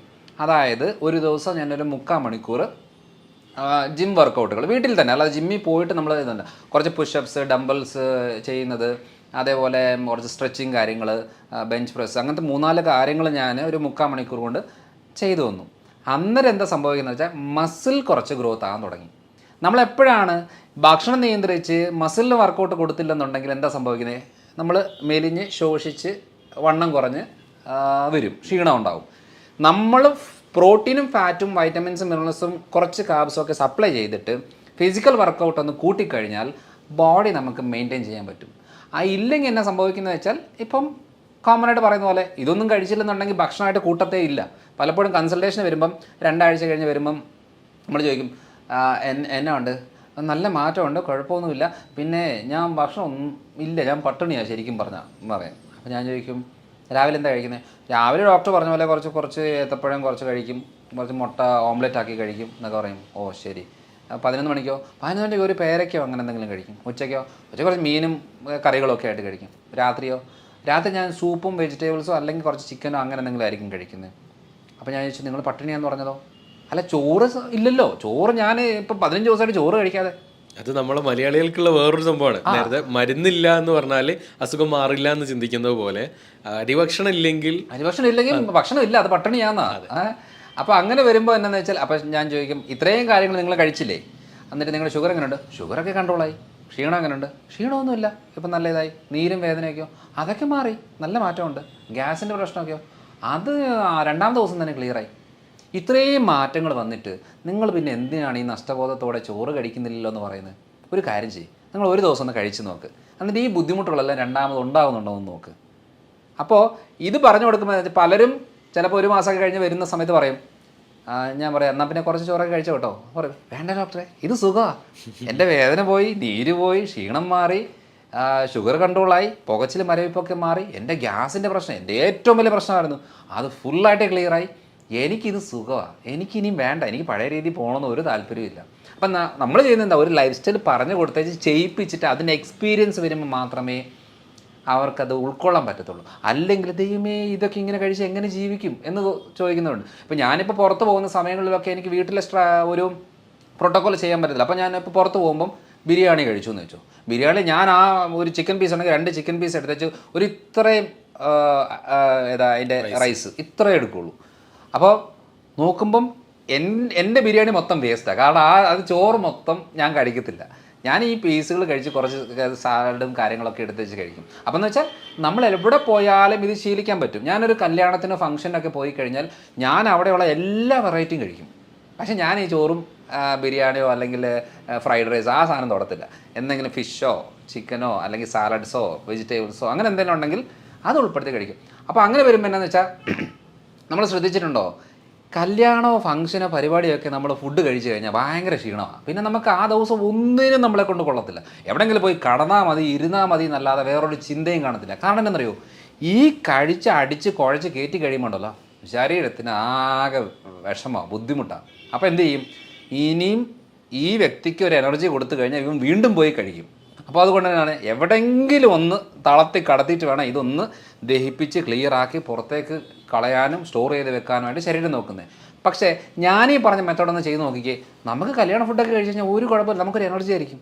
പക്ഷേ ഈ ഒരു ലൈഫ് സ്റ്റൈൽ നമുക്ക് മനസ്സിലാക്കി എടുക്കണമെന്നുണ്ടെങ്കിൽ ചെയ്ത് നോക്കി അത് നമ്മൾ ആ എക്സ്പീരിയൻസ് ആയെങ്കിൽ മാത്രമേ മനസ്സിലാകത്തുള്ളൂ. എന്നിട്ട് പറ, ഷുഗർ കുറയുന്നുണ്ടോ, ക്ഷീണം കുറയുന്നുണ്ടോ, ബുദ്ധിമുട്ട് കുറയുന്നുണ്ടോ, നീർക്കെട്ട്. എല്ലാവരും പറയുന്നത് ഇവിടെ വേദന, ഇവിടെ പിടിച്ചാൽ വേദന, ഇവിടെ പിടിച്ചാൽ വേദന, എല്ലായിടത്തും വേദനകളാണ്. ചോറ് കുറയ്ക്ക്, അരിയുടെ സാധനം കുറയ്ക്ക്, ആ നീർക്കെട്ടും മാറും. പക്ഷെ നമ്മൾ എന്ത് ചെയ്യും, എളുപ്പപ്പണിയിൽ വേദനയ്ക്ക് നീരിനും മരുന്നെടുക്കും. എത്ര നാളെടുക്കും? മരണം വരെ. അപ്പോൾ ഈ ഒരു കാര്യങ്ങൾ ആണ് ആ ഒരു മെത്തഡ് നമ്മൾ പറഞ്ഞു കൊടുത്ത് ശരീരത്തിനൊന്ന് ഓർഡറാക്കി എടുക്കാനുള്ള കുറച്ച് മരുന്നുകളോ സപ്ലിമെൻറ്റ്സോ കുറച്ച് കാര്യങ്ങളൊക്കെ ചെയ്ത് കൊടുത്ത് അവരുടെ ലൈഫ് സ്റ്റൈൽ രീതികളിൽ അവരുടെ ജോലിയും അവരുടെ വീട്ടിലെ സാഹചര്യത്തിനനുസരിച്ച് അത് മാറ്റം വരുത്തി കൊടുക്കുമ്പോഴാണ് ഐഡിയ കിട്ടുന്നത്. അല്ലാതെ മരുന്ന് കഴിച്ചിട്ട് തുമ്മൽ മാറിയ കേസുണ്ടോ? മരുന്ന് കഴിക്കും, തുമ്മൽ കുറയും, നിർത്തുമ്പോൾ തുമ്മലുണ്ടാവും. ഷുഗറിന് ഗുളിക കഴിച്ച് ഷുഗർ കുറയും, നിർത്തുമ്പം വീണ്ടും കൂടും. തൈറോയിഡിന് ഗുളിക എടുക്കുമ്പോൾ തൈറോയിഡ് കുറയും, നിർത്തുമ്പം വീണ്ടും കൂടും. കൊളസ്ട്രോളിന് ഗുളിക എടുക്കുമ്പോൾ കൊളസ്ട്രോൾ കുറയും, നിർത്തുമ്പം വീണ്ടും കൂടും. കാരണം എന്താ, ഇവിടെ സംഭവം ഒന്നും ശരിയാകുന്നില്ല. പ്രശ്നം ഉണ്ടാകുന്നതെല്ലാം കുറച്ച് കൊണ്ടുപോയിക്കൊണ്ടിരിക്കുകയാണ്. അപ്പം റൂട്ട് കോസ് മനസ്സിലാക്കി ക്ലിയർ ആക്കി കഴിഞ്ഞാൽ ഈസി ആയിട്ട് നിസ്സാരമായിട്ട് ക്ലിയർ ആക്കുന്ന കുറച്ച് കാര്യങ്ങളാണ്. അതാണ് ഇപ്പോൾ ഞാൻ കാലങ്ങളായിട്ട് ചെയ്തുകൊണ്ടിരിക്കുന്നൊരു രീതി. ഇതാണ് നമ്മൾ ഭക്ഷണക്രമത്തിൽ മനസ്സിലാക്കേണ്ട ഒരു കാര്യം. അപ്പോൾ നമ്മൾ ഈ ചിക്കനും ബീഫ് കഴിക്കുന്ന സമയത്ത് കൊളസ്ട്രോൾ കൂടുമെന്ന് പറയുന്നതിൽ എന്താണ് ശരിയാ. നമ്മളിപ്പം റെഡ് മീറ്റ്സ് അത്ര നല്ലതല്ല കണ്ടിന്യൂസ് ആയിട്ട് എടുക്കുന്നത്. പക്ഷേ ഈ പറഞ്ഞ വറുത്ത് കോരി എടുക്കുന്ന അളവിലാണ് നമുക്ക് ഏറ്റവും കൂടുതൽ പ്രശ്നം വരുന്നത്. പക്ഷേ നമ്മളിപ്പോൾ ഒരു ബീഫ് കറി അല്ലെങ്കിൽ ബീഫ് കുറച്ച് വഴറ്റി ഒലത്തി എടുക്കുന്ന രീതിയിലേക്ക് വന്നു കഴിഞ്ഞാൽ വലിയ കുഴപ്പമില്ല. പിന്നെ ഈ ഗ്രിൽഡായിട്ട് കൂടുതൽ എടുക്കുമ്പോൾ നമുക്ക് പലപ്പോഴും ഈ ഗ്രിൽഡ് ഐറ്റംസ് ആൽഫാം ബാർബിക്യൂ എന്ന് പറയുമ്പോൾ അടുപ്പിച്ച് കുറേ നാൾ എടുക്കുമ്പം അത് കോളോൺ ക്യാൻസർ റിലേറ്റഡ് ആയിട്ടുള്ള പ്രശ്നങ്ങൾ ഉണ്ടാക്കാനുള്ള സാധ്യത കൂടുതലാണ്. അപ്പം ഞാനും ബീഫും പോർക്ക് അല്ലെങ്കിൽ മട്ടൺ അങ്ങനെ കഴിക്കുന്ന ഒരാളാണ്. ചിക്കൻ എന്ന് പറയുന്നത് വൈറ്റ് മീറ്റാണ്, ബാക്കിയെല്ലാം ഒരു റെഡ് മീറ്റാണ്. അപ്പം വൈറ്റ് മീറ്റ്സ് ആണ് കമ്പാരിറ്റീവ്ലി ബെറ്റർ. പക്ഷേ ഈ ചിക്കൻ ആണെങ്കിൽ വറുത്ത് കോരി എടുക്കുമ്പോഴാണ് പ്രശ്നം. അല്ലാതെ നോർമലായിട്ട് കഴിക്കുന്ന ഗ്രില്ലായിട്ടോ അല്ലെങ്കിൽ വഴറ്റിയെടുക്കുകയോ കറി വെക്കുകയോ പെരളനാക്കിയോ അങ്ങനെ കഴിക്കുന്നത് കൊണ്ട് വലിയ കുഴപ്പമില്ല. പക്ഷെ അത് ഒരു ഡെയിലി യൂസിലേക്ക് വരുമ്പോൾ നമ്മുടെ ശരീരത്തിന് പറ്റുമോ ഇല്ലയോ എന്ന് നോക്കാതെ നമ്മൾ സപ്ലൈ ചെയ്തുകൊണ്ടിരിക്കുമ്പോൾ മാത്രമാണ് പ്രശ്നം. ഇപ്പം ഫോർ എക്സാമ്പിൾ നമ്മൾ റെഡ് മീറ്റ്സ് അല്ലെന്നുണ്ടെങ്കിൽ ചിക്കന് ഫിഷ് അങ്ങനെ അല്ലെങ്കിൽ പയറുപരിപ്പ് വർഗ്ഗങ്ങൾ കഴിക്കുന്നതിൻ്റെ ഭാഗമായിട്ട് നമ്മൾ ഇടയ്ക്കൊരു ചെക്ക് ചെയ്ത് നോക്കണം. യൂറിക് ആസിഡ് കൂടുന്നുണ്ടോ, ക്രിയാറ്റിൻ കൂടുന്നുണ്ടോ, ജോയിൻസിനൊക്കെ വേദനയുണ്ടോ, സ്കിന്നിന് ഇറിറ്റേഷൻ ഉണ്ടോ, ഗ്യാസ് ആവുന്നുണ്ടോ, ആ നോക്കിയിട്ട് വേണം തീരുമാനിക്കാൻ എനിക്കിത് കഴിക്കാവോ കഴിക്കാൻ പാടില്ലയോ എന്നുള്ളത്. കാരണം എന്ന് വെച്ചാൽ എൻ്റെ അടുത്തുള്ള ആൾ കഴിക്കുന്നു എന്ന് പറഞ്ഞാൽ നമ്മൾ കഴിക്കാൻ പറ്റത്തില്ല. അതുകൊണ്ട് പൊതുവേ ഇത് നല്ലത് മോശം എന്നുള്ളതില്ല. ഉണ്ടാക്കുന്ന രീതികൾ, കഴിക്കുന്ന രീതികൾ, ശരീരപ്രകൃതത്തിനനുസരിച്ചുള്ള അളവ്, ഇതൊക്കെയാണ് വളരെ ഇമ്പോർട്ടൻറ്റ്. ഇപ്പോൾ നമ്മൾ ജിമ്മിൽ പോകുന്നു, 10 പേര് ജിമ്മിൽ പോകുന്നു. ഈ 10 പേരിൽ ജിം ഇൻസ്ട്രക്ടർ പറയുന്നത് എന്താ? ജിം വർക്കൗട്ട് ചെയ്യുക, പ്രോട്ടീൻ പൗഡർ കഴിക്കുക, നന്നായിട്ട് മുട്ടയും ചിക്കനും കാര്യങ്ങളൊക്കെ കഴിക്കുക എന്ന് പറയും. പക്ഷേ ഇതിനകത്ത് ഏറ്റവും കൂടുതൽ ശ്രദ്ധിക്കേണ്ടത് എന്താ? ഈ 10 പേരിൽ എല്ലാവരുടെയും മാതാപിതാക്കൾ, അതായത് പേരൻസിൻ്റെ അവരുടെ കിഡ്നി ഹെൽത്ത് ഓക്കെ ആണോ, ഡയബറ്റിക് ഉള്ളവരാണോ? അപ്പം കൂടുതൽ ആൾക്കാരുടെ നമ്മൾ ശ്രദ്ധിക്കേണ്ടത് അപ്പനും അമ്മയ്ക്ക് ക്രിയാറ്റിൻ ലെവൽ കൂടുവോ, കിഡ്നി ഫെയിലിയർ വന്ന് മരിക്കുവോ, അറ്റാക്ക് വന്ന് മരിക്കുവോ ഒക്കെ ഉള്ള ആളുകളുടെ മക്കൾക്കും ആ ടെൻഡൻസി കൂടുതലാണ്. അപ്പോൾ ഇവർ ഈ പറയുന്ന പോലത്തെ രീതിയിൽ ചിക്കനും ഫിഷും അല്ലെന്നുണ്ടെങ്കിൽ പ്രോട്ടീൻ പൗഡറുകളും മുട്ടയും അങ്ങനെ കൂടുതൽ എടുത്തു കഴിഞ്ഞാൽ കിഡ്നി ഫെയിലിയർ ആവും. അപ്പോൾ ഇത് മനസ്സിലാക്കണമെന്നുണ്ടെങ്കിൽ നമ്മൾക്ക് പറ്റുമോ ഇല്ലയോ എന്നുള്ളതാണ് അറിയേണ്ടത്. അല്ലാതെ ഇപ്പം ഒരു സാധാരണ തെറ്റിദ്ധാരണ എന്നറിയോ, മുട്ട കഴിച്ചാൽ കൊളസ്ട്രോൾ, പ്രത്യേകിച്ച് മുട്ടയുടെ മഞ്ഞ, ഈ മഞ്ഞക്കറി കഴിക്കുമ്പോൾ കൊളസ്ട്രോൾ ഉണ്ടാകും എന്ന് പറയുന്നത്, ഇപ്പം ഞാൻ 10-11 കൊല്ലമായിട്ട് ഒരു ദിവസം മിനിമം 3-4 മുട്ട കഴിക്കും ഒരു ദിവസം. അപ്പോൾ എൻ്റെ വീട്ടിൽ ഏറ്റവും കൂടുതൽ ചിലവ് വരുന്ന ഒരു ആഹാരവസ്തുവാണ് മുട്ട. കാരണം ഞാൻ ട്രേയിലാണ് കൊണ്ടുവരുന്നത്, 4-5 ട്രേ ആണ് ഒരാഴ്ചത്തേക്ക് കൊണ്ടുവരുന്നത്. കാരണം എൻ്റെ വീട്ടിൽ എല്ലാവരും മുട്ട കഴിക്കുന്നവരാണ്. എൻ്റെ വീട്ടിൽ അങ്ങനെ അരിക്ക് ഉപയോഗമില്ല അധികം, പക്ഷേ മുട്ട കൂടുതൽ കഴിക്കും. പക്ഷേ എൻ്റെ കൊളസ്ട്രോൾ 135-140 ആ റേഞ്ചിലേ ഉള്ളൂ. ഇതുവരെ അതിൻ്റെ മുകളിലോട്ടും പോയിട്ടില്ല. അപ്പോൾ ഞാൻ പറഞ്ഞു വന്നതെന്നു വെച്ചാൽ, മുട്ട കഴിച്ചിട്ടാണ് കൊളസ്ട്രോൾ ഉണ്ടാകുന്നതെങ്കിൽ വെറുതെ പുല്ല് തിന്നുന്ന പശുവിൻ്റെ ശരീരത്തിൽ എന്തോരം കൊളസ്ട്രോൾ, എന്തോരം കൊഴുപ്പ്, പാല് നിറയെ കൊഴുപ്പ്, ശരീരത്തിലും കൊഴുപ്പ്. പോത്തിറച്ചി കഴിച്ചാൽ കൊളസ്ട്രോൾ വരുന്നതിൻ്റെ പറഞ്ഞാൽ പോത്ത് എന്താണ്, മുട്ട കഴിച്ചിട്ടാണോ കൊളസ്ട്രോൾ ഉണ്ടായത്? അല്ല, വെറുതെ പുല്ല് തിന്ന പോത്തിനും കൊളസ്ട്രോൾ ഉണ്ടാകും. ഇങ്ങനെയാണ് ലിവറാണ് ഉണ്ടാക്കുന്നത്. അപ്പം നമ്മൾ ഹെൽത്തി ഫാറ്റ് ബോഡിയിലേക്ക് സപ്ലൈ ചെയ്താൽ അധികം ഫാറ്റ് ബോഡി ഉണ്ടാക്കത്തില്ല. അപ്പം ലിവർ കുറച്ചുകൂടെ സേഫാണ്. നമ്മൾ എന്ത് ചെയ്യുന്നു, അത് കൊഴുപ്പ് ഇത് കൊഴുപ്പ് എന്ന് പറഞ്ഞാൽ മാറ്റി വെച്ച് നമ്മളുള്ള കാർബോഹൈഡ്രേറ്റ് മൊത്തം കഴിക്കുമ്പോൾ 3 ദോശ കഴിച്ചാൽ 1 ദോശ ഉപയോഗിക്കും, 2 ദോശ കൊഴുപ്പാക്കി ലിവർ കയറ്റി വെക്കും. അതാണ് ഈ ഫാറ്റ് ലിവർ ഉണ്ടാകുന്നത്. ചിലർ സ്ത്രീകളത് പറയും, ഞാൻ മദ്യം കഴിക്കാറില്ല, എനിക്ക് എങ്ങനെയാണ് ഗ്രേഡ് 2 ഫാറ്റ് ലിവർ വരുന്നത്? സിമ്പിൾ, രാവിലെ അരി, ഉച്ചയ്ക്ക് അരി, രാത്രി അരി, വേറെ വെറൈറ്റി ആയിട്ട് കഴിക്കുന്നു എന്നുള്ളതേ ഉള്ളൂ. സാധനം എല്ലാം സെയിമാണ്. മദ്യത്തിന് എൻഡ് പ്രൊഡക്റ്റ് ഗ്ലൂക്കോസ്, ഈ പറയുന്ന കാർബോഹൈഡ്രേറ്റ് എന്ന് പറയുന്ന അരിയും ഗോതമ്പ് സാധനങ്ങൾ എൻഡ് പ്രൊഡക്റ്റ് ഗ്ലൂക്കോസ്. അപ്പോൾ കണ്ടൻറ്റ് സെയിമാണ്. നമ്മൾ ഇത് ഒഫീഷ്യലായിട്ട് ഡൈനിങ് ടേബിൾ വെച്ചിരുന്ന് കഴിക്കുന്നു, അത് കുറച്ച് മാറി ഇരുന്ന് കഴിക്കുന്നു, എത്ര മാത്രമേ ഡിഫറൻസ് ഉള്ളൂ, സെയിം സാധനമാണ്. അതുകൊണ്ട് കൊളസ്ട്രോൾ പേടിച്ച് മാറ്റി വെക്കുന്നവരെ ശ്രദ്ധിച്ചോണം. 3 നേരം കഞ്ഞി കുടിച്ചാൽ അത് മതി ബ്ലോക്ക് ഉണ്ടാകാൻ. അല്ലാതെ ഈ മുട്ടയും ഇറച്ചിയും മീനും കഴിക്കുന്നതുകൊണ്ടല്ല കൊളസ്ട്രോൾ ഉണ്ടാകുന്നത്. അങ്ങനെയാണെന്നുണ്ടെങ്കിൽ ഈ പറയുന്ന കടുവയും പുലിയും സിംഹവും ഒക്കെ പണ്ടേ അറ്റാക്ക് വന്ന് മരിക്കേണ്ടതല്ലേ? കാരണം ഫുൾ ടൈം കഴിക്കുന്നത് ഈ ബീഫും ഇതൊക്കെ തന്നെയല്ലേ. അല്ലാതെ പ്രത്യേകിച്ച് അത് പഴങ്ങൾ കഴിക്കുന്നില്ല, ഇലക്കറികൾ കഴിക്കുന്നില്ല, പച്ചക്കറികളില്ല, ഒരു സാധനം കഴിക്കാതെ വെറുതെ ഇത് കഴിച്ചുകൊണ്ടിരിക്കുന്ന ഈ മൃഗങ്ങളൊക്കെ പണ്ടേ അറ്റാക്ക് വന്ന് തട്ടി പോകേണ്ടതല്ലേ? പോകുന്നില്ല. കാരണം എന്താ? കാരണം ആ ശരീരപ്രകൃതത്തിൻ്റെ മനസ്സിലാക്കേണ്ട ഒരു കാര്യം എന്ന് വെച്ചാൽ, അതുകൊണ്ട് ശ്രദ്ധിച്ചാൽ മതി. അതുകൊണ്ട് ഈ പറയുന്ന മൃഗങ്ങളൊക്കെ സ്ലിമ്മായിട്ട് സ്കെൽട്ടായിട്ടിരിക്കും. ഈ ഫുൾ ടൈം പഴങ്ങൾ കഴിക്കുന്ന ചിമ്പാഞ്ചിയെ കണ്ടിട്ടില്ലേ? ഇങ്ങനെയായിരിക്കുന്നത്. ആനയെ കണ്ടിട്ടില്ലേ? ഇങ്ങനെയായിരിക്കുന്നത്. എന്തുവാ? മുട്ടയുടെ മഞ്ഞയില്ല, ബീഫില്ല, ചിക്കനില്ല, ഒരു സാധനമില്ല. പക്ഷേ അതുകൊണ്ടാണ് വെജിറ്റേറിയൻ എന്ന് പറയുമ്പോൾ നമ്മൾ കൂടുതലും ഇഡ്ഡലിയും ദോശയും ഇടിയപ്പം, അതേപോലെ ഉഴുന്നുവട, പരിപ്പുവട എന്നൊക്കെ പറയുന്ന സാധനങ്ങളാണല്ലോ ശുദ്ധ വെജിറ്റേറിയൻ എന്ന് പറയുന്ന ആൾക്കാർ കഴിക്കുന്നത്. അവർക്കാണല്ലോ ഏറ്റവും കൂടുതൽ ബ്ലോക്ക് വരുന്നത്. എന്നാൽ പിന്നെ അവർക്ക് കൊളസ്ട്രോൾ വരാൻ പാടില്ല ഈ ഇത് കഴിക്കാതിരുന്നാൽ. അതുകൊണ്ട് ഭക്ഷണം എന്ന് പറയുമ്പം ഭക്ഷണത്തിലെ കൊഴുപ്പ് എന്ന് പറഞ്ഞാൽ ഒരു 20-25% മാത്രമേ ഭക്ഷണത്തിലെ കൊഴുപ്പ് കൂട്ടത്തുള്ളൂ. ബാക്കി 75% ശരീരമാണ് ഉണ്ടാക്കുന്നത്. അതിൻ്റെ റോ മെറ്റീരിയൽ എന്ന് പറയുന്നത് കാർബോഹൈഡ്രേറ്റ് ആണ്. അതിൽ തീരുമാനമാക്കിയെങ്കിൽ കൊളസ്ട്രോൾ കുറയും. ഞാൻ എപ്പോഴും പറയുകയാണ്, നിങ്ങളൊരു കാര്യം ചെയ്യും, ഈ പറയുന്ന തുടങ്ങുന്നതിന് മുമ്പ് ഏതാ കൊളസ്ട്രോൾ ആണോ, നിങ്ങൾ മുട്ട കഴിച്ച കൊളസ്ട്രോൾ ഉണ്ടോ, ഇപ്പം നിങ്ങളൊരു ലിപ്പിഡ് പ്രൊഫൈൽ ചെക്ക് ചെയ്യും, കൊളസ്ട്രോളും കാര്യങ്ങളെല്ലാം നോക്ക്. അടുപ്പിച്ച് 2 ആഴ്ച എല്ലാ ദിവസവും ഓരോ മുട്ട കഴിക്കുക. എന്നിട്ട് ചോറ് ഈ മധുരവും ബേക്കറിയൊക്കെ ഒന്ന് കുറയ്ക്കുക. എന്നിട്ട് 2 ആഴ്ച കഴിഞ്ഞ് ഒന്നുകൂടെ കൊളസ്ട്രോൾ ചെക്ക് ചെയ്യും. നിങ്ങളുടെ കൊളസ്ട്രോൾ കുറയുന്നുണ്ടോ, ഡെയിലി ഓരോ മുട്ട കഴിക്കും. കുറയുന്നില്ലേ, നിങ്ങൾ മുട്ട കഴിക്കണ്ട.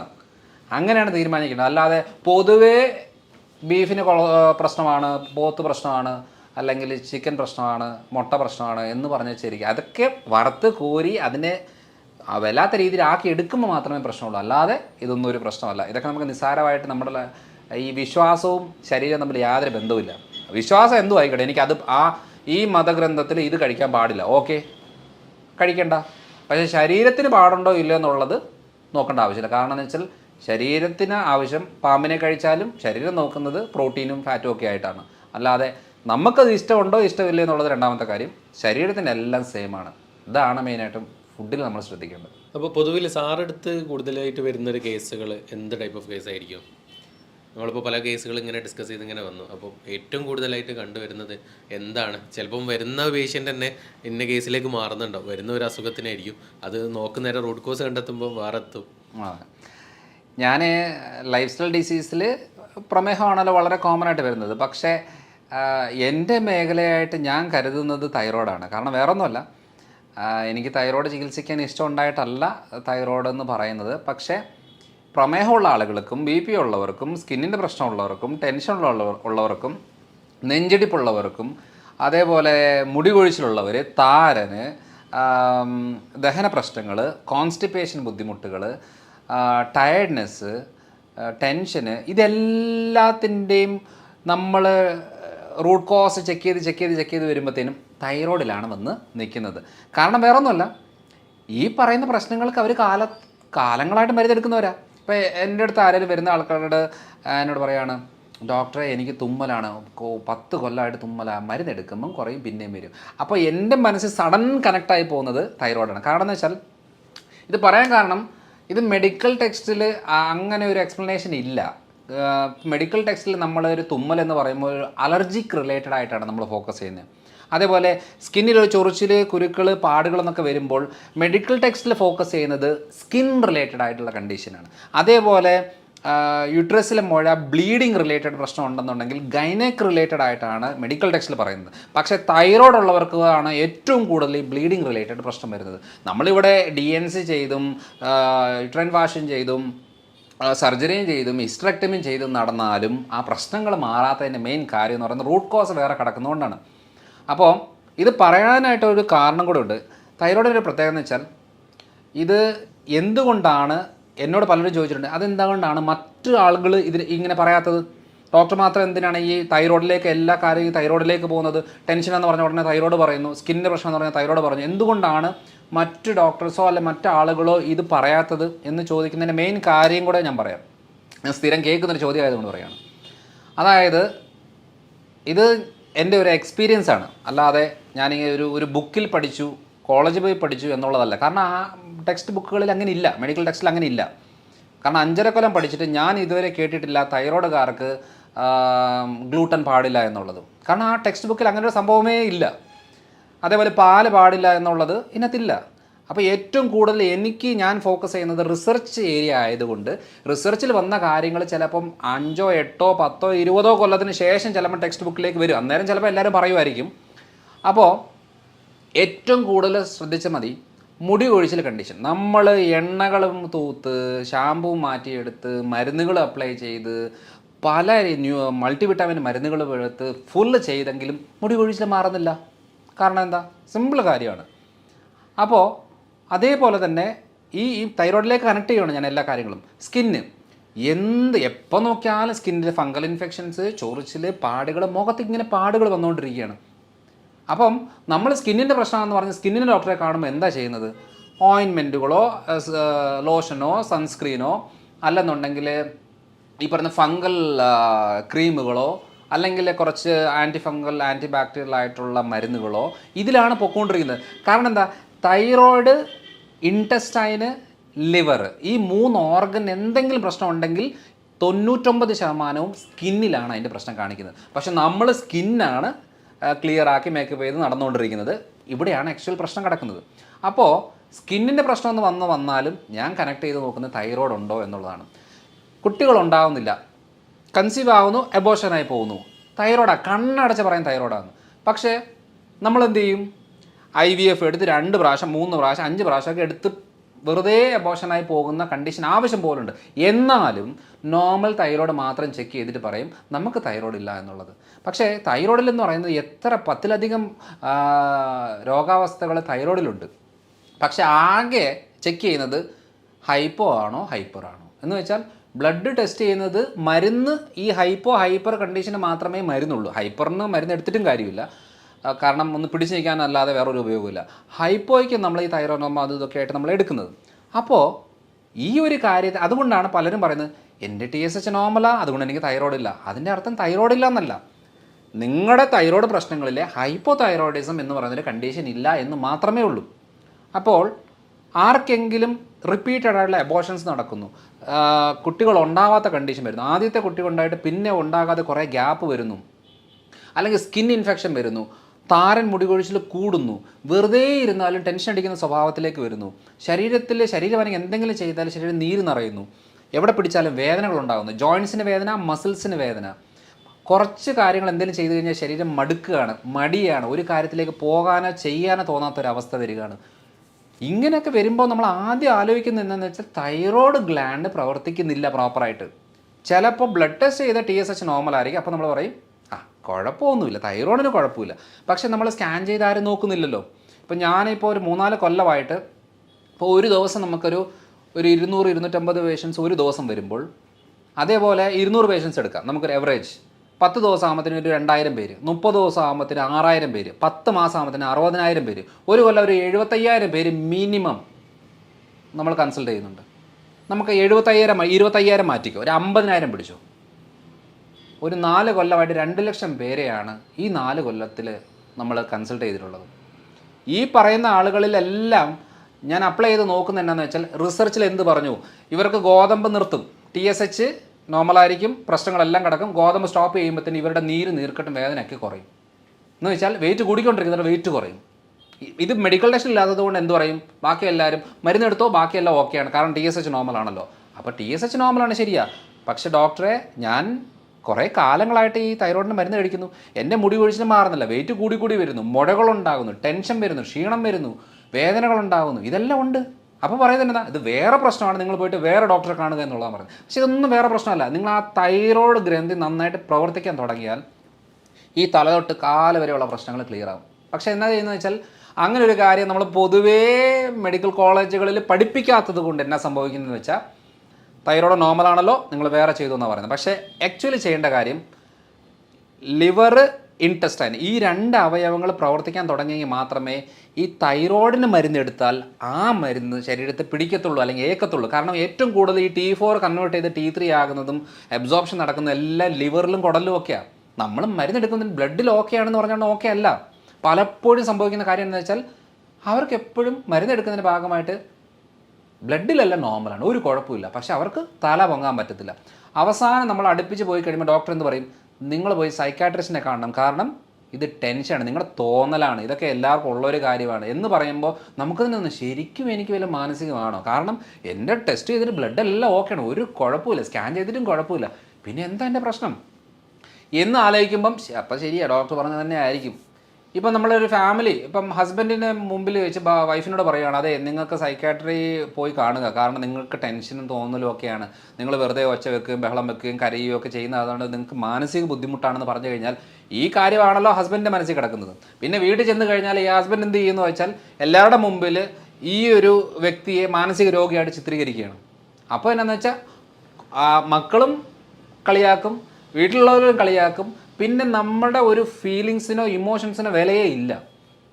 എന്ന് വെച്ചാൽ പലപ്പോഴും ഭർത്താക്കന്മാർ വന്ന് പറയാറുണ്ട്, ഡോക്ടറെ കൊണ്ട് ഞാൻ നിർത്തുകയാണ്, എനിക്ക് മടുത്ത്, ഞാൻ 10-20 കൊല്ലമായിട്ട് ഇവളെ വിളിച്ചുകൊണ്ട് നടക്കാത്ത ആശുപത്രികളില്ല, കാണാത്ത ഡോക്ടർമാരില്ല, എടുക്കാത്ത മരുന്നുകളില്ല, എൻ്റെ സമ്പാദ്യത്തിൻ്റെ ഭൂരിഭാഗവും ഞാൻ ഇവളെ ചികിത്സിച്ചിട്ടാണ് ഞാൻ ഇതായത്, അതുകൊണ്ട് അവസാനത്തെ ഒരു ഹോപ്പായിട്ടാണ് ഞാൻ ഡോക്ടറെ അടുത്ത് വന്നേക്കുന്നത് എന്ന് പറയുന്ന ആളുകൾ ഒത്തിരി പേരുണ്ട്. കാരണം വേറെ ഒന്നുമല്ല, ഈ കുടങ്ങ് അമ്മത്തി വെച്ച് വെള്ളം ഒഴിച്ചുകൊണ്ടിരിക്കുകയാണ്. തൈറോയ്ഡ് എന്ന് പറയുന്ന ഒരു കാര്യത്തെ ഡീറ്റെയിൽഡ് ആയിട്ട് ചെക്ക് ചെയ്തിട്ട് മനസ്സിലാക്കിയിട്ട് ആ ഒരൊറ്റ കാര്യം ക്ലിയർ ആക്കി കൊടുത്താൽ ഇത്രയും കാര്യങ്ങൾ ക്ലിയർ ആവും. ഉറക്കം ശരിയില്ല എന്ന് പറയുമ്പോൾ ഉറക്ക ഗുളിക കൊടുക്കുന്നതല്ല അതിൻ്റെ സൊല്യൂഷൻ, എന്തുകൊണ്ട് ഉറക്കം കിട്ടുന്നില്ല എന്നുള്ളതാണ്. അത് കറങ്ങി അടിച്ച് വരുമ്പോൾ തൈറോയ്ഡിലേക്കാണ് വരുന്നത്. കൊളസ്ട്രോൾ വേറെ ഒരു കുഴപ്പമില്ല, കൊളസ്ട്രോൾ മാത്രം കൂടുകയാണ്. അപ്പോൾ പലരും കണ്ടിട്ടുണ്ട് ഞാൻ വേറെ ഒന്നും മരുന്ന് എടുക്കുന്നില്ല, കൊളസ്ട്രോൾ എടുക്കുന്നത്. അങ്ങനെയാണെങ്കിൽ ഉറപ്പിച്ചത് തൈറോയിഡുമായിട്ട് ബന്ധപ്പെട്ട കാര്യമാണ്. അപ്പോൾ കൊളസ്ട്രോൾ മരുന്ന് എടുത്താൽ ഉടനെ കൊളസ്ട്രോൾ കുറയും, അല്ലാതെ പ്രശ്നം മാറത്തൊന്നുമില്ല.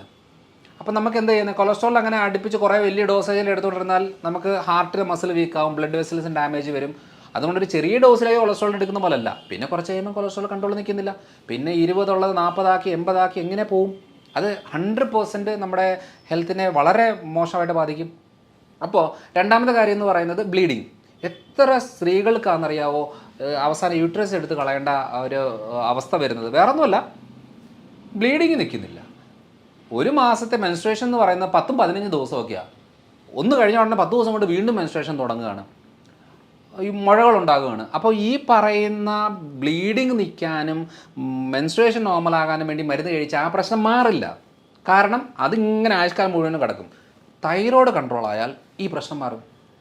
ഇതൊക്കെ നമ്മൾ ഈ സ്ഥിരം ചെയ്ത് വന്നപ്പോൾ മനസ്സിലായ ഒരു കാര്യമാണ്. അതുകൊണ്ടാണ് ഇത്രയും കോൺഫിഡൻ്റ് ആയിട്ട് പറയുന്നത്, നിങ്ങൾ തൈറോയ്ഡ് ബുദ്ധിമുട്ടുള്ളവർ കപ്പ കഴിക്കാൻ പാടില്ല, കാരണം കപ്പ കഴിച്ചാൽ മുഴ കൂടും. അപ്പം നമ്മൾക്ക് മുഴയുണ്ടോ ഇല്ലെന്നേ എനിക്ക് കുഴപ്പമൊന്നുമില്ലെന്ന് പറയുന്നതിന് മുമ്പ് തൈറോയിഡിൻ്റെ സ്കാൻ ചെയ്ത് നോക്കണം. നമ്മുടെ അടുത്ത് തന്നെ ഞാനിപ്പോൾ ഇത്രയും കൊല്ലങ്ങളായിട്ട് ചെയ്തതിനകത്ത് മനസ്സിലായ കാര്യം എന്ന് വെച്ചാൽ, ഞാനൊരു എൻഡോക്രൈനോളജിസ്റ്റ് അല്ല, ഞാനൊരു ലൈഫ് സ്റ്റൈൽ ഫിസിഷ്യനാണ്. പക്ഷേ കണക്ട് ചെയ്ത് പോകുമ്പം തൈറോയിഡിലേക്ക് വന്നിട്ട് എത്ര പേരുടെ തൈറോയ്ഡ് ക്യാൻസർ എന്നറിയോ കണ്ടുപിടിച്ചത്, അവർക്ക് അറിയത്ത് പോലുമില്ല. അപ്പോൾ പലരും ചോദിക്കണം എനിക്ക് മുഴയോ? അപ്പോൾ പറയുന്നത് ഇതൊക്കെ ഗ്രേഡ് ഒത്തിരി 10-15 കൊല്ലമായിട്ടുള്ള മുഴകളാണ്. അപ്പം നമ്മൾ സ്കാൻ ചെയ്യുമ്പോഴാണ് അയ്യോ ഇത്രയും കാലമായിട്ട് എനിക്ക് മുഴയുണ്ടായിരുന്നോ എന്നുള്ളതാണ്, ഷോക്കായിട്ടിരിക്കുകയാണ്. പല സാഹചര്യങ്ങളിലും പല കാര്യത്തിന് വേണ്ടി വരുന്നവരുടെ ഞാൻ ഭൂരിഭാഗം ആളുകൾക്കും വയറിൻ്റെ അബ്ഡോമിനൽ സ്കാനും തൈറോയ്ഡ് സ്കാനും ഇടും. അവരിഷ്ടമുള്ള സ്ഥലത്ത് പോയിട്ട് ചെക്ക് ചെയ്യുക എന്നുള്ളതാണ് പറയുന്നത്. അല്ലാതെ നമ്മുടെ അടുത്ത് വന്ന് ചെക്ക് ചെയ്ത് പുതിയ രോഗം കണ്ടുപിടിച്ച് അങ്ങനെ പരിപാടിയൊന്നുമില്ല. സ്കാൻ ചെയ്ത് വരുന്ന സമയത്താണ് നമുക്ക് കിട്ടുന്നത്. പലപ്പോഴും പല ആളുകളും ചെയ്യുന്നത് എന്തെന്നറിയോ, ബ്ലഡ് ടെസ്റ്റ് ചെയ്തിട്ട് കുഴപ്പമില്ല നോർമലാന്ന് പറഞ്ഞിരിക്കും, എനിക്ക് ഷുഗർ ഇല്ല, കൊളസ്ട്രോൾ ഇല്ല, തൈറോയ്ഡ് ഇല്ല, യൂറിക് ആസിഡ് ഇല്ല, ഒരു പ്രശ്നവുമില്ല, ഞാൻ ഓക്കെയാണ്. സ്കാൻ ചെയ്യുമ്പോഴാണ് ഗ്രേഡ് 3 ആയിരിക്കും ഫാറ്റി ലിവർ കിടക്കുന്നത്, യൂട്രസിലെ മുഴ നല്ല സൈസിലായിരിക്കും, ബ്രസ്റ്റിൽ മുഴയായിരിക്കും, തൈറോയിഡിൽ മുഴയായിരിക്കും. എന്ന് വെച്ചാൽ ശാരീരികമായിട്ടുള്ള ചേഞ്ചസ് വരുന്ന ഏരിയകൾ അത് സ്കാൻ ചെയ്താലേ കിട്ടത്തുള്ളൂ, അല്ലാതെ ബ്ലഡ് ചെക്ക് ചെയ്തത് കിട്ടത്തില്ല. പലപ്പോഴും ഒരു കേസ് വന്ന് ഞാൻ കണ്ടേക്കുന്നത് എന്നാന്ന് വെച്ചാൽ അവരുടേത് ലിവർ സിറോസിസാണ്. അത് ലിവർ സിറോസിസ് എന്ന് പറയുന്ന ഒരു സുപ്രഭാതത്തിൽ ഉണ്ടാവത്തില്ല.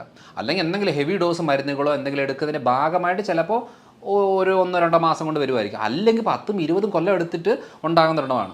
അപ്പോൾ ഞാൻ ചോദിച്ചു അവരുടെ അടുത്ത്, ഇതെങ്ങനെ ഒരു സുപ്രഭാതത്തിൽ വന്നേ, നിങ്ങൾ എന്തെങ്കിലും മരുന്നെടുക്കുന്നുണ്ടോ? ഞാൻ BP ക്ക് ഷുഗറിന് കൊളസ്ട്രോൾ ഇതിന് മാത്രമേ മരുന്നെടുക്കുന്നുള്ളൂ, അല്ല ഈ ഇടയ്ക്ക് എങ്ങനെ സർജറിയോ കാര്യങ്ങളൊന്നും ചെയ്യുന്നു? ഒന്നും ചെയ്തിട്ടില്ല. പിന്നെ ഇതെങ്ങനെ ഉണ്ടാകുന്നത്? കാരണം 10-20 കൊല്ലത്തെ പഴക്കമുള്ള ഒരു ലിവർ പ്രശ്നമാണ് ഇന്ന് ഒരു സുപ്രഭാതി സ്കാൻ ചെയ്തപ്പോൾ കണ്ടുപിടിച്ചത്. അപ്പോൾ ഞാൻ ചോദിച്ചു നിങ്ങൾ ലിവറൊക്കെ ചെക്ക് ചെയ്യാറില്ലായിരുന്നോ? എല്ലാ 3 മാസം കൂടുമ്പം ഞാൻ ചെക്ക് ചെയ്യാറുണ്ട്. അപ്പം ലിവർ ഫംഗ്ഷൻ എല്ലാം നോർമലാണ്, അതായത് SGPT, SGOT, ബിലിറൂബിൻ കാര്യങ്ങൾ, കൊളസ്ട്രോൾ എല്ലാം നോർമലാണ്. അപ്പം മനസ്സിലാക്കേണ്ട ഒരു കാര്യം എന്ന് വെച്ചാൽ, അപ്പം നിങ്ങൾ സ്കാൻ ഒന്നും ചെയ്തില്ലേ? സ്കാൻ ചെയ്തില്ല. എല്ലാ 3 മാസം കൂടുമ്പം ഞങ്ങളുടെ റെഗുലർ ചെക്കപ്പിൻ്റെ ഭാഗമായിട്ട് ബ്ലഡ് ടെസ്റ്റ് ചെയ്ത് കൊണ്ടുപോകുമായിരുന്നു. അപ്പോൾ ഒരു കാര്യം മനസ്സിലാക്കണം, ബ്ലഡിൽ നോർമലാണെന്ന് പറഞ്ഞിട്ട് ഒരു കാര്യമില്ല. സ്കാൻ ചെയ്യുമ്പോഴാണ് അതിന് ഗ്രേഡുകൾ, ഗ്രേഡ് 1, ഗ്രേഡ് 2, ഗ്രേഡ് 3 കഴിഞ്ഞ് പിന്നെ ഫൈബ്രോസിസിലേക്ക് കയറി, സീറോസിസിൻ്റെ അതിനൊക്കെ സ്റ്റേജുകളുണ്ട്. ഇതെല്ലാം കഴിഞ്ഞ് അവസാനത്തേക്കാണ് സീറോസിസ് എന്ന് പറഞ്ഞ സ്റ്റേജ്. സീറോസിസ് വന്നു എന്ന് പറഞ്ഞ ഉടനെ എല്ലാം തീർന്നു എന്നല്ല, അതിനും ഗ്രേഡുണ്ട്. അടുത്ത ഗ്രേഡിലേക്ക് പോകാതിരുന്ന ആ പ്രശ്നം ഒക്കെയാണ്. അപ്പോൾ ഇതൊന്നും നമ്മൾ നോക്കാതെ പോകുമ്പോഴാണ് പ്രശ്നം. കാരണം നമ്മളിപ്പോൾ ആയുർദൈർഘ്യം കൂടുമല്ലേ, ആയുർദൈർഘ്യം കൂടുമ്പം ഓട്ടോമാറ്റിക്കായിട്ട് ഇങ്ങനത്തെ ബുദ്ധിമുട്ടുകളൊക്കെ വരും. അതുകൊണ്ട് ഞാൻ ചികിത്സിക്കുന്ന മേഖല എന്ന് പറയുന്നത് ജീവിതശൈലി രോഗങ്ങളായിട്ട് ബന്ധപ്പെട്ടതാണ്. ആ ജീവിതശൈലി രോഗങ്ങളിൽ ഏറ്റവും കോമൺ ആയിട്ട് കിടക്കുന്ന ഒരു കാര്യമാണ് പ്രമേഹം. പക്ഷേ ആ പ്രമേഹത്തിനെക്കാട്ടിലും കോമൺ ആളുകൾക്ക് ഞാൻ ഒരു 100 പേരെ ചികിത്സിച്ച 80 പേരുടെ പ്രശ്നവും അവർക്കറിയാത്ത കാര്യമായിരിക്കും. അത് കണക്ട് ചെയ്ത് വരുമ്പം തൈറോയിഡിലേക്കാണ് വരുന്നത്. തൈറോയ്ഡ് ക്ലിയർ ആക്കി കൊടുക്കുമ്പോഴത്തേനും ഉറക്കമില്ലാത്തവർക്ക് ഉറക്കം കുറയും, വേദന നീർക്കെട്ട് ഉള്ളവർക്ക് അത് കുറയും, സ്റ്റിഫ്നെസ് കുറയും, ക്ഷീണം മാറും, വെയിറ്റ് കുറയും, വെരിക്കോസ് ബുദ്ധിമുട്ടുകൾ കുറയും, ഗ്യാസിൻ്റെ പ്രശ്നം, ഒത്തിരി കാര്യങ്ങൾക്ക് മാറ്റം വരുന്നത് ഈ ഒരൊറ്റ കാര്യം ചെയ്യുമ്പോഴാണ്. അതുകൊണ്ട് ഞാൻ ഏറ്റവും കൂടുതൽ ഡോക്ടേഴ്സിന് ട്രെയിൻ ചെയ്ത ഒരാളാണ്. അപ്പോൾ നമ്മുടെ കേരളത്തിലെ ഒരു 31ഓളം ഡോക്ടേഴ്സ് ഇപ്പോൾ ഈ ഇതിൽ നമുക്ക് ട്രെയിനിങ് കൊടുത്ത് അവരവരുടെ നാട്ടിൽ അവരവർ പ്രാക്ടീസ് ചെയ്യണം. എന്ന് വെച്ചാൽ പല മെഡിക്കൽ സിസ്റ്റമിലുള്ള ഡോക്ടേഴ്സാണ്. എന്ന് വെച്ചാൽ നമ്മൾ അറിഞ്ഞ ആ സത്യം നമ്മളിവിടെ പറഞ്ഞു കൊടുത്തേച്ച് അവർ ചെയ്യുമ്പോൾ എന്താണെന്ന് വെച്ചാൽ ഒത്തിരി ആളുകൾക്ക് അത് ബെനിഫിറ്റ് ആവും. ആയുർവേദ, ഹോമിയോ, ഇംഗ്ലീഷോ എന്ത് മരുന്ന് വേണമെങ്കിലും എടുത്തോട്ടെ, മെച്ചം കിട്ടണോ, റിസൾട്ട് കിട്ടണോ, ആ റൂട്ട് കോസ് മനസ്സിലാക്കി അവർക്ക് വേണ്ടുന്ന ഭക്ഷണക്രമങ്ങളും അവരുടെ ജീവിതശൈലിയിലും മാറ്റം വരുത്തിയെങ്കിൽ മാത്രമേ മെച്ചം കിട്ടുള്ളൂ. അല്ലെങ്കിൽ ചുമ്മാ മരുന്നും കഴിച്ച് നമുക്ക് അവകാശപ്പെടാം ആ ആശുപത്രി പോയി ഈ ഡോക്ടറെ കൊണ്ടെന്നുള്ള അവകാശപ്പെടാമെന്നല്ലാതെ ഒരു മെച്ചം കിട്ടത്തില്ല. അതുകൊണ്ട് കണക്ട് ചെയ്ത് നോക്കുമ്പോൾ തൈറോയിഡാണ്. എൻ്റെ ഒരു നിഗമനം ഒരു 5 കൊല്ലം കൊണ്ട് ഒരു 70% ആളുകളുടെയും പ്രശ്നം തൈറോയിഡിലേക്കാണ് വരുന്നത്. കാരണം അപ്പനും അമ്മയ്ക്ക് തൈറോയിഡ് ഉണ്ടോ മക്കൾക്ക് ഉറപ്പാണ്, പക്ഷേ ടെസ്റ്റ് ചെയ്തൊന്നും ആദ്യം കിട്ടത്തില്ല. അപ്പനും അമ്മയ്ക്കും തൈറോയിഡ് ഉണ്ടെങ്കിൽ മക്കൾക്ക് അവർ വണ്ണം കുറഞ്ഞിരിക്കും, അല്ലെങ്കിൽ വണ്ണം വെച്ചിരിക്കും, അല്ലെങ്കിൽ മുടി നന്നായിട്ട് കൊഴിയും, അല്ലെങ്കിൽ സ്കിന്നിന് പ്രശ്നം വരും, അല്ലെങ്കിൽ ടെൻഷൻ ലെവൽ കൂടും, അല്ലെങ്കിൽ പീരിയഡ്സിൻ്റെ ബുദ്ധിമുട്ട് വരും, ദഹന ബുദ്ധിമുട്ട് വരും. ഇത്തരം കാര്യങ്ങളിൽ അലർജി, ഇത്തരം കാര്യങ്ങളിൽ എന്തെങ്കിലും ഉണ്ടോ, അപ്പനും അമ്മയ്ക്കും തൈറോയിഡ് ഉണ്ടോ, മക്കളുടെ തൈറോയിഡ് ഉറപ്പിക്കാം. വെറുതെ ഈ പ്രശ്നങ്ങളൊക്കെ പറഞ്ഞു വെച്ചാൽ അതിന് ചികിത്സിച്ച് എഴുന്നോണ്ടിരുന്ന ഒരിക്കലും മാറത്തില്ല. കാരണം ഇന്നലെ ഞാനൊരു കൺസൾട്ട് ചെയ്ത കണ്ടീഷൻ 19 വയസ്സുള്ള പെങ്കൊച്ചാണ്. മാനസികമായിട്ടുള്ള ബുദ്ധിമുട്ടുണ്ട്. അതായത് ചെറിയ പ്രായം തൊട്ടേ ഈ തൈറോയിഡിൻ്റെ ഡാമേജ് വന്നിട്ട് അതിൻ്റെ ഭാഗമായിട്ട് ബുദ്ധി വളർച്ച മുരടിക്കുകയും അതിൻ്റെ ഭാഗമായിട്ടുള്ള ബുദ്ധിമുട്ടെല്ലാം അനുഭവിക്കുന്നുണ്ട്. പക്ഷേ സ്ഥിരമായിട്ട് സൈക്കാട്രി മെഡിസിനുകൾ ഇങ്ങനെ എടുത്ത് പൊയ്ക്കൊണ്ടിരിക്കുകയാണ്, അല്ലാതെ ഇതുവരെ തൈറോയിഡ് ചെക്ക് ചെയ്തിട്ടില്ല. അപ്പോൾ നമ്മൾ ആലോചിക്കേണ്ട കാര്യം എന്ന് വെച്ചാൽ ആരെങ്കിലും സ്വഭാവപരമായിട്ടുള്ള മാറ്റങ്ങൾ കാണിക്കുന്നുണ്ടോ എന്ന് വെച്ചാൽ ആരിശം, ഇറിറ്റേഷന്, വെറുതെ കരയുക, വെറുതെ ഒച്ച വെക്കുക, കുറച്ച് നേരം ബഹളം വെച്ചേച്ച് കുറച്ച് കഴിയുമ്പോഴത്തേനും ഞാൻ എന്തിനെങ്ങനെ ചെയ്തെന്നുള്ളത് പശ്ചാത്തപിക്കുക. നമുക്ക് ഒരു വ്യക്തിയെ ഇടപെടുമ്പോൾ അവർ എന്തിനാ ഇങ്ങനെ പെരുമാറുന്നതെന്നൊരു തോന്നൽ വരുന്നുണ്ടോ, ഉറപ്പിച്ചോ അവർക്ക് ഒന്നാ തൈറോയിഡ് അല്ലെങ്കിൽ വയറ്റിൽ പ്രശ്നം, ഈ 2 കാര്യങ്ങളിൽ ഉറപ്പായിരിക്കും. അത് ക്ലിയർ ആക്കിയാൽ ചിലപ്പോൾ അവരുടെ സ്വഭാവം മാറാൻ സാധ്യതയുണ്ട്. അല്ല ചിലർ പറയല്ലേ നേരത്തെ ഒരു കുഴപ്പമില്ലാത്ത ആളാണല്ലോ ഇപ്പം എന്താ ഇങ്ങനെ സ്വഭാവമൊക്കെ മാറുന്നത് എന്നൊക്കെ പറയുന്നില്ലേ. ഇതൊക്കെ തന്നെയാണ്. നമ്മൾ ട്രാക്ക് മനസ്സിലാക്കി കഴിഞ്ഞാൽ വളരെ എളുപ്പമാണ്. അതുകൊണ്ട് കേരളത്തിലെ ഇപ്പോഴത്തെ മെയിൻ പ്രശ്നം പ്രമേഹവും കാര്യങ്ങളൊന്നുമല്ല, തൈറോയിഡാണ്. കാരണം ഇതിനൊക്കെ ഒരാളോട് പറഞ്ഞാൽ മനസ്സിലാവില്ല ഈ പ്രശ്നങ്ങൾ. ഭാര്യയുടെ പ്രശ്നം ഭർത്താവിനോട് പറഞ്ഞാൽ മനസ്സിലാവില്ല. ഭാര്യ പറയണേ എനിക്ക് വയ്യ, ക്ഷീണമാണ്, എന്നെക്കൊണ്ട് പറ്റുന്നില്ല എന്ന് പറയുമ്പോൾ ചോദിക്കും നിനക്കെന്താ കുഴപ്പം, നല്ല വണ്ണവും പൊക്കവും ഒക്കെ ആയിട്ടിരിക്കുന്ന ആളല്ലേ, നിനക്ക് എന്ത് ക്ഷീണം, ചുമ്മാതെ എനിക്ക് വേദനയാണ് ക്ഷീണമാണെന്ന് പറഞ്ഞാൽ മനസ്സിലാവില്ല. എനിക്ക് ഉറക്കം ക്ലിയർ അല്ല, എല്ലാവരും കിടന്ന് ഉറങ്ങുമ്പോൾ ഞാൻ ഉണർന്നിരിക്കുകയാണ് എന്ന് പറഞ്ഞാൽ മനസ്സിലാവില്ല. ഇതൊരു ഡോക്ടറോട് പറഞ്ഞാലും മനസ്സിലാവില്ല. കാരണം ഡോക്ടർക്ക് കുറച്ച് കഴിയുമ്പോഴത്തേനും നമ്മളെ സൈക്കാട്രി പേഷ്യൻ്റാക്കി മാറ്റി അതിലേക്ക് ആങ്സൈറ്റി ആണെന്ന് പറഞ്ഞ് മരുന്നെടുപ്പിക്കുന്ന രീതിയിലേക്കാണ് പോയിക്കൊണ്ടിരിക്കുന്നത്. അതുകൊണ്ട് ഒരാളോട് പറഞ്ഞാൽ മനസ്സിലാക്കാൻ പറ്റാത്ത ബുദ്ധിമുട്ടുകളാണെങ്കിൽ തൈറോയിഡിലേക്ക് നമുക്ക് ഉറപ്പിക്കാം. അതുകൊണ്ടാണ് ഞാൻ ഇത്രയും നേരം നമ്മുടെ ആക്ച്വൽ പ്രശ്നം എന്ന് പറയുന്നത് തൈറോയിഡിലേക്കാണ് വന്നുകൊണ്ടിരിക്കുന്നത്. അത് ചെക്ക് ചെയ്ത് നോക്കി ഉറപ്പിക്കുക എന്നുള്ളതാണ് ഞാൻ എല്ലാ വീഡിയോകളിലും എല്ലാ സ്ഥലങ്ങളിലും പറഞ്ഞുകൊണ്ടിരിക്കുന്നത്. ഇതാണ് ഇപ്പോഴത്തെ മെയിനായിട്ടുള്ളൊരു പ്രശ്നം. ഓക്കെ ഒരുപാട് നേരം തൈറോയിഡിനെ കുറിച്ച് ഒരുപാട് ഡീറ്റെയിൽ ആയിട്ട് പറഞ്ഞു. പലപ്പോഴും പല ആളുകൾക്കും വരുന്നൊരു തെറ്റിദ്ധാരണകളെല്ലാം സാറ് ക്ലിയർ ചെയ്ത് തന്നിട്ടുണ്ട്. നമുക്ക് എന്തായാലും മറ്റൊരു ടോപ്പിക്കുമായിട്ട് നമുക്ക് മറ്റൊരു വീഡിയോയിൽ വീണ്ടും കാണാം. Thank you. Okay, thank you.